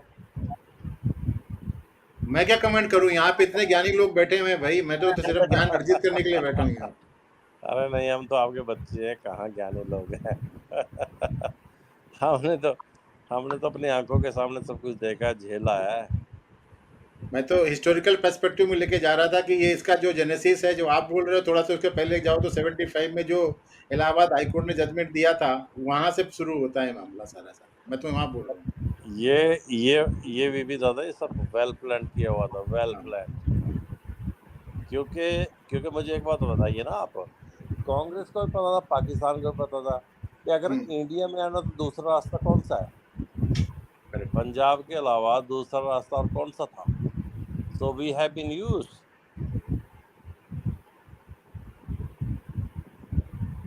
कल मैं वो जो बुक पढ़ रहा था मजूमदार दादा, जी जी जी वो जो जयपुर डायलॉग में जो औरत बोल रही थी ना उस दिन, जो रावण साहब ने बताया था कि इसको थोड़ा देखो, वो पार्टीशन जी वाला, जी जी जी वो बंगाली है लेडी. वो बोल रही है कि हैड दिस इडियट, जिसको हम महात्मा बोलते हैं, not been murder on 30th January, then on 3rd February Hyderabad would have been with Pakistan. He was to declare. 20 साल की रिसर्च की है उसने. हाँ, जो पोस्टल सर्विस में थी, मतलब हाँ वो लिख पोस्टल रही है कि सर्विसेज अगर ऑफिसर. 30th जनवरी को इसका मर्डर नहीं होता है तो 3rd फरवरी को हैदराबाद निजाम के साथ में बात कर रहा था हीरो, और 3rd को डिक्लेयर कर देता कि पाकिस्तान का, because he wanted a corridor.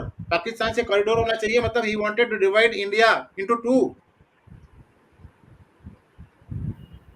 जी दादा वही तो पंगा था, वो मुगलिस्तान वाला. और ये प्रेम जी सही बोल रहे हैं. 79 में ये बेवकूफ जियाउल हक जो है 77 में उसको जुल्फकार अली भुट्टो को, जिसने इसको जनरल बनाया था, उसको हटा करके आ गया था. और 79 में इसने डिक्लेयर किया था that I will inflict 1000 millions of wound on India, and the first wound which he inflicted was Khalistan. पूरा का पूरा खालिस्तान में जितना भी फंडिंग करनी थी, जो भी पैसा मिल रहा था उसको रशिया फोर्सेस से लड़ने के लिए अफगानिस्तान में, सारा इधर डाइवर्ट कर रहा था, कश्मीर में डाइवर्ट कर रहा था. दोनों की दोनों प्रॉब्लम साइमल्टेनियसली अराइज हुई है. 78 में पंजाब प्रॉब्लम और 80 में कश्मीर प्रॉब्लम. और वही दादा 65 में हारने के बाद 70 इनको अंदाजा हुआ कि हम कमजोर है. 71 में कंफर्म हो गया. 71 में हारने के बाद 71 में हाँ वही मैं कह रहा हूँ. 65 में भी इनको लगा था यार हम कमजोर है. 71 में एकदम कंफर्म हो गया, क्योंकि अमेरिका के साथ होते हुए भी हार गए. तब इन्होंने कहा कि हम जीत नहीं सकते अब कन्वेंशनल वॉर. तो ये ब्लीड इंडिया बाय 1000 कट्स की इनकी थ्योरी हम लोग चली. थोड़ा आगे पढ़ लेते हैं यार, बहुत इंटरेस्टिंग चीज है आगे लिखी हुई इस बुक में. थोड़ा आगे पढ़ लेते हैं, थोड़ा सुन लो और सहन कर लो आधे घंटा और 1:30 पे बंद कर दूंगा मैं. इसके बाद में अगले जब उसमें जाएंगे हम लोग, क्योंकि आई डोंट वांट कि कुछ लोग ऐसे हैं जो सवेरे सवेरे उठ करके अपनी ड्यूटी पे जाते हैं, उनको तकलीफ हो. यहाँ पर मुझे समझ में आता है लोग बाग पता नहीं क्या है, आउट ऑफ रिस्पेक्ट नहीं बोल पाएंगे कि हाँ गड़बड़ हो रहा है, but I have to respect क्या हुआ। वीवी दादा सुबह तो मेरा भी ऑफिस है, लेकिन मैं आपके साथ हूँ अभी। अरे अब वही तो मैं बोल रहा हूँ, आई रेस्पेक्ट कि भाई आप लोगों को सोना है। वो ऊपर हमारे एक वकील साहब बैठे हैं, उनको कल जाना होगा, कोर्ट वोर्ट में जाना होगा। वो बेचारा बोलता नहीं है, पता नहीं किस इज्जत के मारे बैठा रहता है यहाँ पे। मेरा तो 9 बजे ऑफिस है, मैंने चाय बनाई है अभी, चाय आपके चक्कर में। पिला दो, हमारे को भी पिला दो थोड़ा सा। बहुत गर्मी है यहाँ पर, 35 डिग्री टेम्परेचर है भाई यहाँ पे अमेरिका में इस समय। बाहर अभी मैं गया था। मैं अमेरिका में नहीं हूँ भाई साहब, मैं अमृतसर में हूँ। किधर हो? अमृतसर में हूँ। अमृतसर में ज्यादा बदतर हालत है। हाँ तो 40 से ऊपर होगा। 40 से नहीं, बाढ़ आई हुई है। दूध लेने गया था, दूध नहीं ले पाया। अरे बाप रे। 4 फीट पानी था सड़क पे, बिना दूध के घर पे आ गया। चाय वैसे पी है काली, बिना दूध के।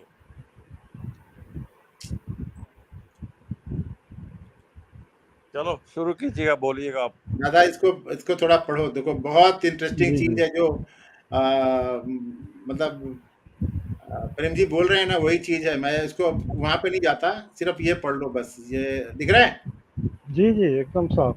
An objective ये assessment. इंट्रोडक्शन है। इंट्रोडक्शन में पढ़िए थोड़ा। Introduction. हाँ, पढ़िए। Ji. An objective assessment by future historians of Indira Gandhi's role as Prime Minister of India would not be complete without a closer scrutiny of two of her most controversial decisions: promulgation of national emergency period 26th of June 1975 to 21st of January 1977, and Operation Blue Star 4th to 8th June 1984. The circumstances under which these decisions were taken and the implications for the nation will be discussed and debated for a long time to come. थोड़ा सा ऊपर करना होगा sir. A couple of ये photo सब आ रहा है ना हमारा। अच्छा एक मिनट रुको रुको रुको रुको रुको, मैं उसको वहां से वो चेंज करता हूँ। एक मिनट, इसका जो वो है ना वो चेंज कर देता हूँ, तो लेआउट चेंज कर देता हूँ। जी। A ये couple बराबर हो of गया? things are common। हाँ जी एकदम साफ है। A couple of things are common between the two. Both were taken by Indira Gandhi to retain power without much concern for the short to long-term implications for the country, and the government machinery was misused for furthering her personal, family, and party interests. But one significant difference between the two was that while the decision to implement the emergency was taken at short notice, Operation Blue Star was the tragic culmination of a decision taken years before the event in early 1980. The purpose of this book is to unravel the truth behind the developments leading to Operation Blue Star and its aftermath. However, it is also pertinent to briefly share some of the hitherto unknown facts about events immediately preceding the imposition of national emergency on 26th of June 1975, which came to my knowledge. On 12th of June 1975, Justice Jagmohan Sinha of Allahabad High Court countermanded Indira Gandhi's election from Raebareli Lok Sabha constituency on the grounds of misuse of government machinery and debarred her from contesting elections for the next 6 years. She challenged the verdict in the Supreme Court. On 24th of June, Justice V.R. Krishna Iyer granted her a partial stay on the High Court's order till her appeal was finally decided. She was allowed to remain as Prime Minister, but the order stated she will neither participate in the proceedings in the Lok Sabha, nor vote, nor draw remuneration in her capacity as member of the Lok Sabha. Though Indira Gandhi had won the fifth Lok Sabha elections held in March 1971 with two-thirds majority on the Garebi Hatao plank by 1974, signs of discontent had started manifesting in some states of India. Jayaprakash Narayan, also known as JP or Lok Naik, who had already given a call for total revolution in a rally in Patna, Bihar on 4th of June 1974, was increasingly putting pressure on Prime Minister Indira Gandhi to resign. Keeping that in view, West Bengal Chief Minister Siddharth Shankar Ray an old family friend of hers, in a handwritten letter dated 8th of January 1975, had suggested mass arrest of political leaders and suspension of fundamental rights as a measure to handle the deteriorating situation. She did not pay much heed to his advice all the time. In fact, she told Pranab Mukherjee, who many years later became President of India, one of her cabinet colleagues, that she was not even aware that constitutional provisions allowed for the declaration of a state of emergency on grounds of internal disturbance. According to Mukherjee, it was SS Ray who finally led her into taking that controversial and much reviled decision. As per information revealed to me by a close friend who was working in the office of the Chief of Army Staff at the time, the Chief of Army Staff, General T.N. Rana, departed for a 3-day tour of Bikaner on the morning of 25th of June 1975. General Rana had just finished his lunch at the local army mess in Bikaner when he received a call from New Delhi requesting him to return to headquarters immediately. He returned around 4:30 p.m. and attended a meeting at 1 Akbar Road, presumably with the Prime Minister, at 6:30 p.m. It is not known what actually transpired in that meeting. It appears that, rattled by the prospect of an adverse outcome from JP's speech at a rally scheduled for later that same evening, and coupled with the impact of the Supreme Court's order of the previous day, Indira Gandhi may have asked General Rana to keep the army ready to aid the civil administration should there be any need for the same. Addressing that rally at Ram Lila Maidan in Delhi, JP called for a nationwide satyagraha demanding Prime Minister Gandhi's resignation. He also exhorted the army, police, and the civil service personnel not to obey the illegal and immoral orders of the government. Almost coinciding with the end of JP's rally that evening, members of the Political Affairs Committee, Indira Gandhi, and her three senior cabinet colleagues, Babu Jagjeevan Ram, Sardar Swaran Singh, and YB Chauhan, met to discuss the implications of the Supreme Court order. After due deliberation, it was decided that the following morning, that is on 26th of June, she would resign and Sardar Swaran Singh would take over as interim Prime Minister. It was believed that Sinha's judgment was based on flimsy grounds. It was expected that his order would be reversed by the Supreme Court in 3 months' time, when Indira Gandhi could return as PM with a position legally vindicated. Sanjay Gandhi, who came to know about the PAC decision, immediately consulted Bansi Lal, the Chief Minister of Haryana, who told him that his mother was mistaken if she thought Swaran Singh would hand over the PM's post to her even after the Supreme Court decided the case in her favor. The other Congress leaders could gang up against her to prevent her from returning to power. Consequently, Sanjay consulted Siddharth Sankar Ray, on whose advice a letter was written by the Prime Minister to the President requesting him to sign the proclamation of national emergency on the ground of imminent threat to the security of India from internal disturbance. A compliant President Fakhruddin Ali Ahmed signed the proclamation minutes before the midnight of 25th of June, leading to the imposition of emergency with effect from 26th of June. The rest is history. Though Sanjay Gandhi had been influencing his mother following her victory at the March 1971 national elections, it was the declaration of national emergency at his behest that marked the beginning of Indira Gandhi's policy of family before nation. Emboldened by his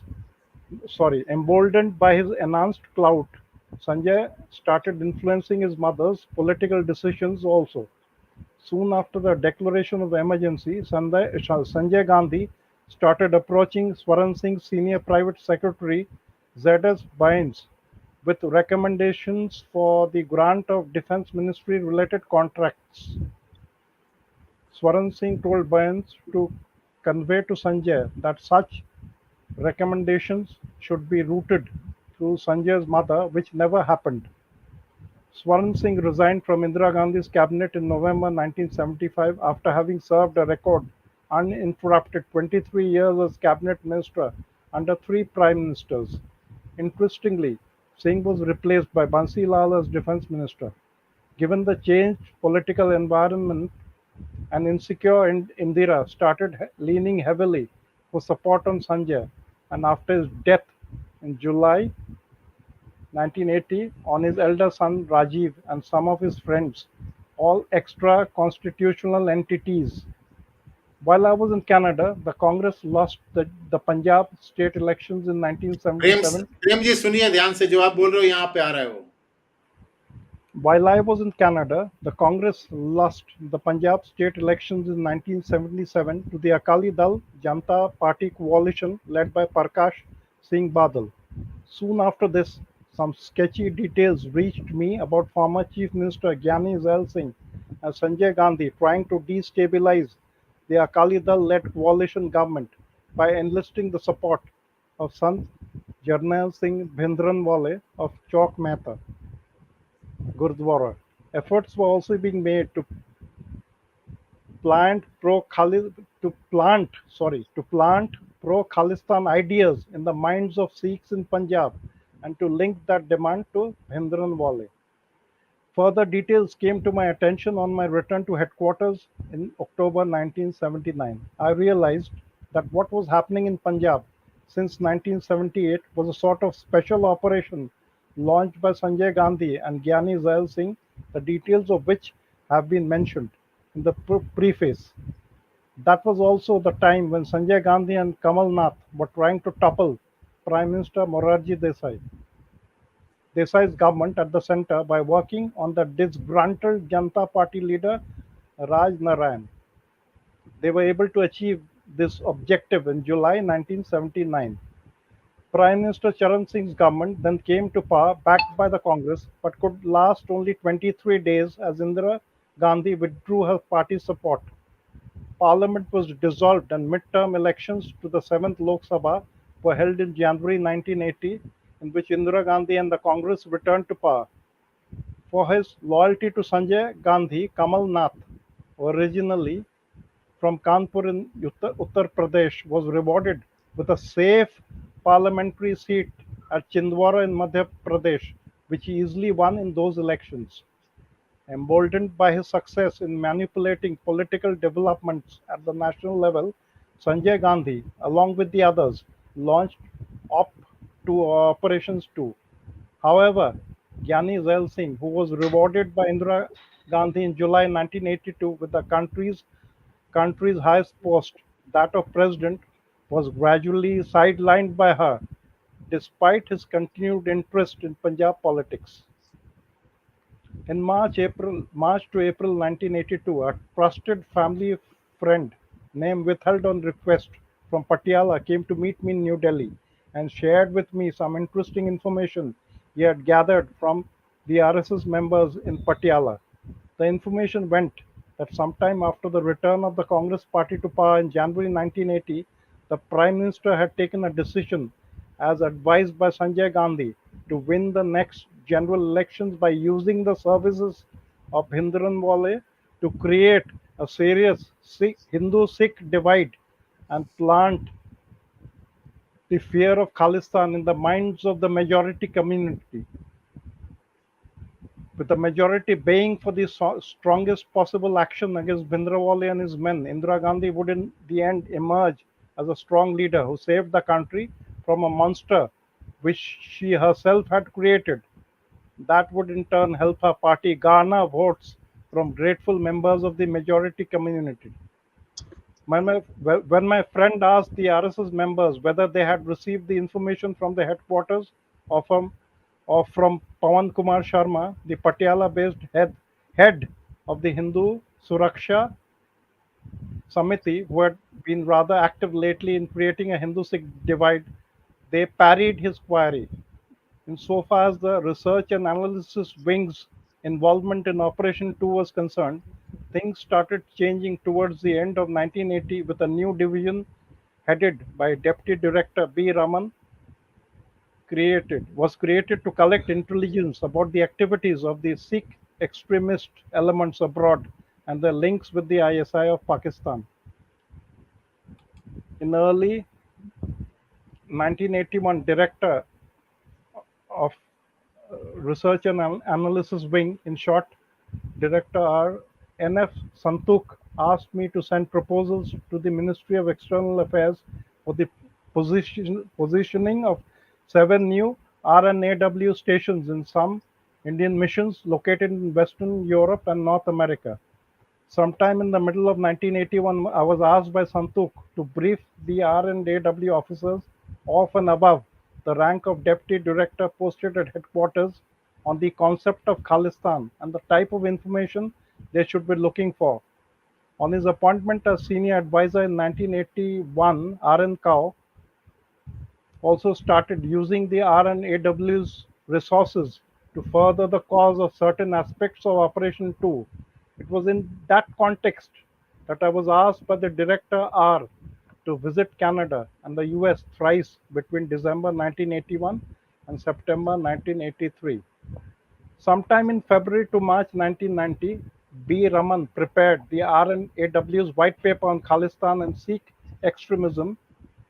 With the approval of Secretary R. A.K. Verma, Raman decided to present it to a select group of senior RNAW officers and some invitees from sister organizations dealing with security related matters, which included the Intelligence Bureau. The invitees also included some Delhi police officers who were on duty during the November 84 pogrom. Air Commodore Jasjit Singh, retired director of the Institute of Defence Studies and Analysis, and a Sikh, was invited to chair the meeting at the R&AW's plush auditorium. Raman approached the lectern and started addressing the audience with the white paper in his hand. He said, the Sikhs had never forgotten the prestige and eminence of the Sikh Empire, 1709 to 1848, established by Maharaja Ranjit Singh, and wanted to recreate that era in one form or the other. He also gave some details of the activities of Jagjit Singh Chauhan and Sikh extremist organizations. He linked the activities to the lingering desire on the part of the Sikhs to secure an independent Sikh state called Khalistan, thereby laying the entire blame for what happened in Punjab since 1980 solely on Sikh extremists. Raman's glossing over the activities of the Congress leaders involved in Operation 2 made me feel that whatever he was saying should not be allowed to go unchallenged, even though it would mean criticizing my own department's white paper in front of outsiders. I had also sufficient knowledge of Sikh history, as before joining the IPS in 1964, I had worked for 2 years as a lecturer of history at Government Ripu Daman College, Nabha, Punjab. I was therefore conversant enough on the subject to challenge the historical contextualization that Raman was seeking to make. No sooner had Raman finished his presentation, I stood up and said, Mr. Raman, your white paper is full of white lies. For a few seconds, there was pen-drop silence in the auditorium. Thereafter, I started demolishing Raman's assertions one by one. About Ranjit Singh, I told him that he was one of the most secular rulers India had ever seen. He had donated the same amount of gold to the Kashi Vishwanath temple in Varanasi, and he had also, as he had to the Harmandir Sahib at Amritsar. He sent a special military expedition to Ghazni to retrieve the doors of the Dwarka temple, which Mahmud of Ghazni had carried back as a trophy of his exploits. यहाँ पे गलत लिख रहा है, यहाँ पे Somnath temple होना चाहिए, वो द्वारका लिख रहा है, चलेगा. Exploits in India. What I did not know at that time was that before his death, Ranjit Singh had also expressed a desire to offer the invaluable Kohinoor to Lord Jagannath at Puri. ये भी सही है. Wow, नहीं, ये भी सही है. ये मैं दूसरे जगह पे पढ़ा हूँ. ये सही लिख रहा है. हाँ, ये सही है एकदम. With reference, William Dalrymple and Anita Anand Kohinoor, the story of the world most famous. अच्छा. मैं कहीं दूसरे जगह पढ़ा था ये चीज. Okay. हाँ. With With reference to Raman's attributing the Sikhs' ambitions of an independent state of Khalistan, I told him that barring a brief pre-independence period, and that too due to the policy of divide and rule followed by the British, there was no such demand from Sikhs in the post-independence period that I knew of. Renowned martyrs and freedom fighters such as Bhagat Singh, Udham Singh and Kartar Singh Sarabha did not give their lives for Khalistan. As a Sikh, born and brought up in Punjab, I know of only one person other than a couple of Sikhs who held pro-Khalistan views in their personal capacity in the pre-1980 period, and that was Jagjit Singh Chauhan, who was actively propagating pro-Khalistan views. Even in his case, it was widely believed that his activities were being financed and sponsored by the ISI of Pakistan and some Republican leaders from the US. देखा, प्रेम जी का कहना सही है ना. जगजीत सिंह चौहान को कौन finance कर रहा था? खाली ये आईएसआई और प्रो रिपब्लिकन लीडर्स ये कर रहे थे यूएसए के. I asked Raman whether he had made efforts to ascertain the real reason behind the sudden spurt in pro-Khalistan activities in Punjab and abroad only after the Congress came to power in January 1980. As he had nothing to say, I pointedly told him that the real reason was a conscious decision taken by some senior Congress leaders soon after Indira Gandhi returned to power in January 1980 to win the next elections due before January 1985 by first creating and then solving the Khalistan issue through the use of Bhindranwale. I also suggested to him that since the Congress was not in power then, VP Singh had become the Prime Minister on 2nd of December 1989, he should revise his white paper, thereby exposing the true nature of the conspiracy. I concluded by saying that the situation that had been created would be taken advantage of by Pakistan and some Western countries for a long time to come. When Raman asked me how, I told him that the ISI would continue to bolster the pro-Khalistan movement using every possible means to avenge its loss of East Pakistan, now Bangladesh, in December 1971. In December 1971, some of the Western countries would use it as an instrument to further their respective geopolitical, commercial, and economic interests in their dealings with India. Jasjit Singh fully agreed with my views. There was no intervention from the audience, and the meeting ended soon after, with the white paper being consigned to the walls of the department for future reference. It is obvious that my dissenting view had not been placed in the concerned folder, as it would have reflected poorly on the credibility of the department. Is there not a need for revision of this white paper or the central government's white paper on Punjab released in July 1984? Or, for that matter, similar white papers produced by other ministries or departments? It is for the authorities concerned to consider. The author has done his part of the job by writing this book. What did I say? What I said to Raman, who continued to be a very good friend even after our retirement, though we never discussed this issue again. Why and how was Bhindranwale's support enlisted by a select group of Congress party leaders for Operation 1? How did Operation 1 get converted to Operation 2? Why were Bhindranwale and his men used to encourage extremism, leading to a Hindu-Sikh divide in Punjab? How did the concept of Khalistan gain credibility among the Sikh diaspora in the West from 1981 onwards? What was the final solution to the Punjab Khalistan problem that the One Akbar Road group wanted?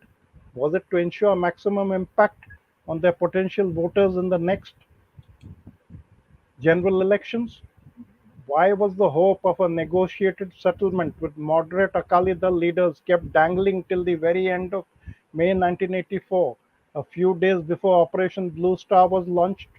Why was RN Kao recalled from retirement, and how did the R&AW, for which Sikh extremism and Khalistan were non-issues till the end of 1979, suddenly get involved in related activities from the end of 1980? Why were other comparatively less harmful solutions to capture Bhindranwale from the Golden Temple complex overruled. All this, as well as my own experiences in the days following Operation Blue Star, during and after the November 84 anti-Sikh pogrom in Delhi and other cities of India, has been narrated in this book in a dispassionate manner as possible. This book is a painful revelation of a high-level conspiracy that resulted in the death of thousands of innocent persons and created a gigantic problem out of a hitherto non-existent issue, that of Khalistan. समझे? ये है, अब मैं इसको करता हूँ बंद। ये है इसका background.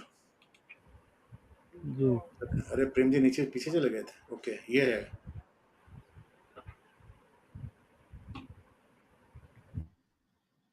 I think this is enough for today, है ना? जी दादा।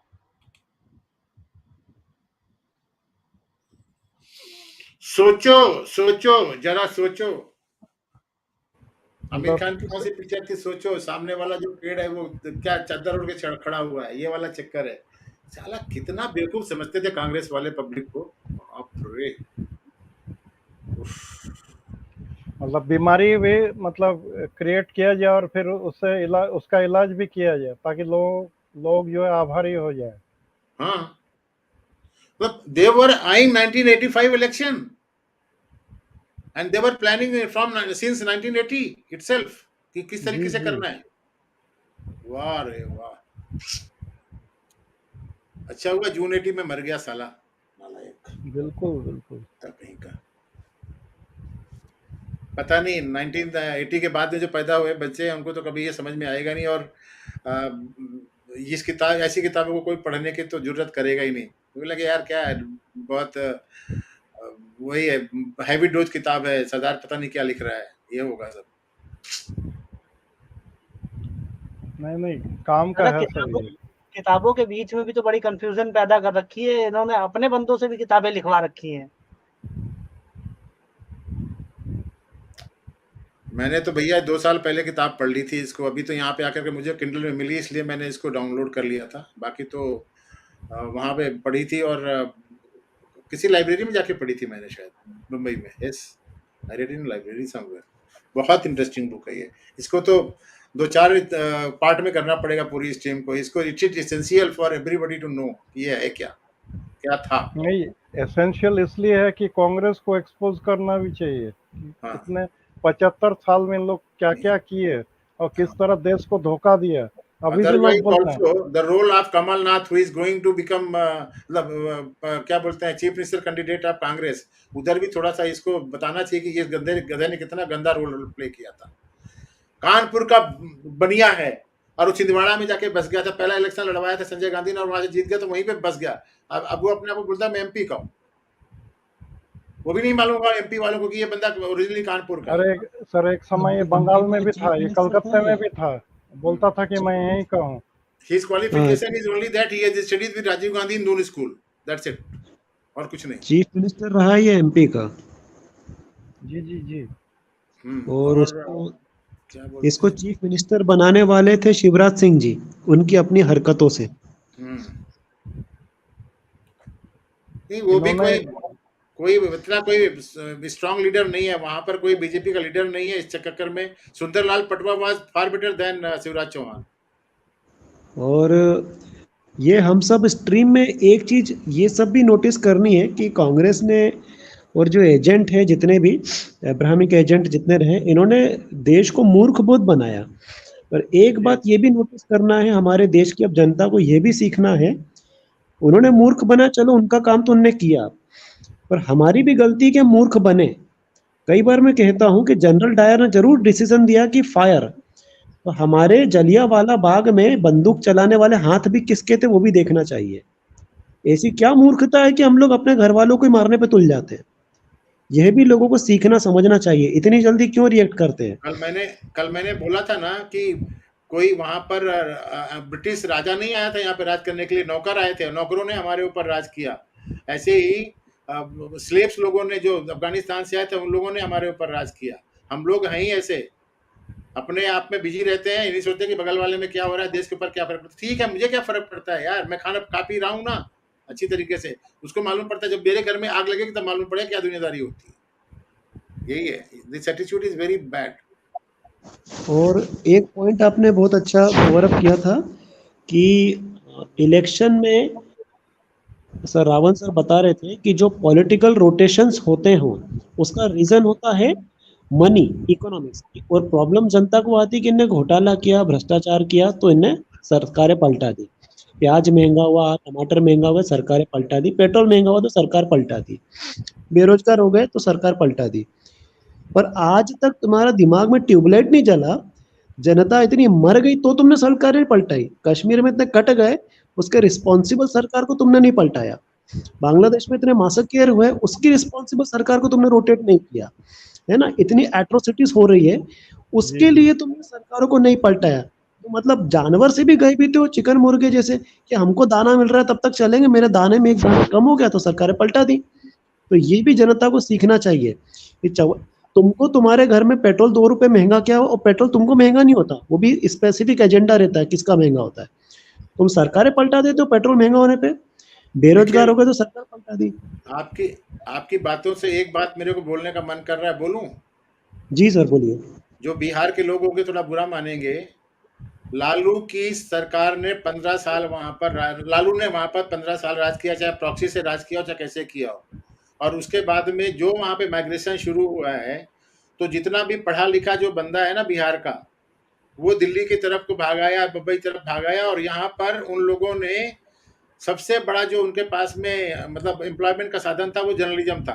तो आज की डेट में जितने बिहारी हैं आप देखोगे वही जर्नलिस्ट हैं, और वो सारे के सारे कम्युनिस्ट माइंडसेट के हैं। उनको मतलब मैं तो ये कहता हूँ कि you can buy a Bihari by giving 50 rupees note. अगर 50 रुपए दे दो तो आप पेपर में लिख देगा।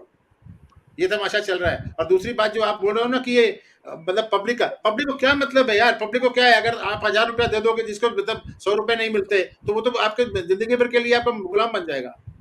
जो देहाती बात, और कांग्रेसी उसी में चल रहे हैं। 1971 में इंदिरा जी ने इलेक्शन जीता गरीबी हटाओ के चक्कर में। क्या गरीबी हटाई?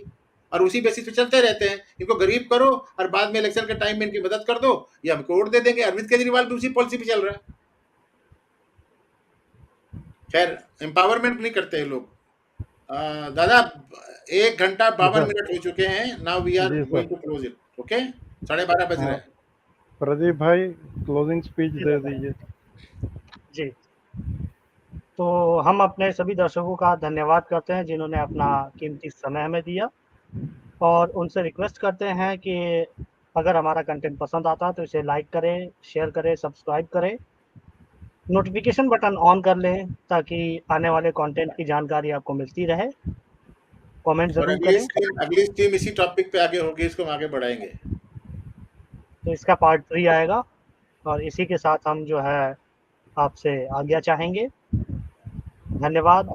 जय हिंद, वंदे मातरम, भारत माता की जय। जी जी, जय हिंद, वंदे मातरम, भारत माता की जय। जय हिंद, वंदे मातरम, भारत माता की जय।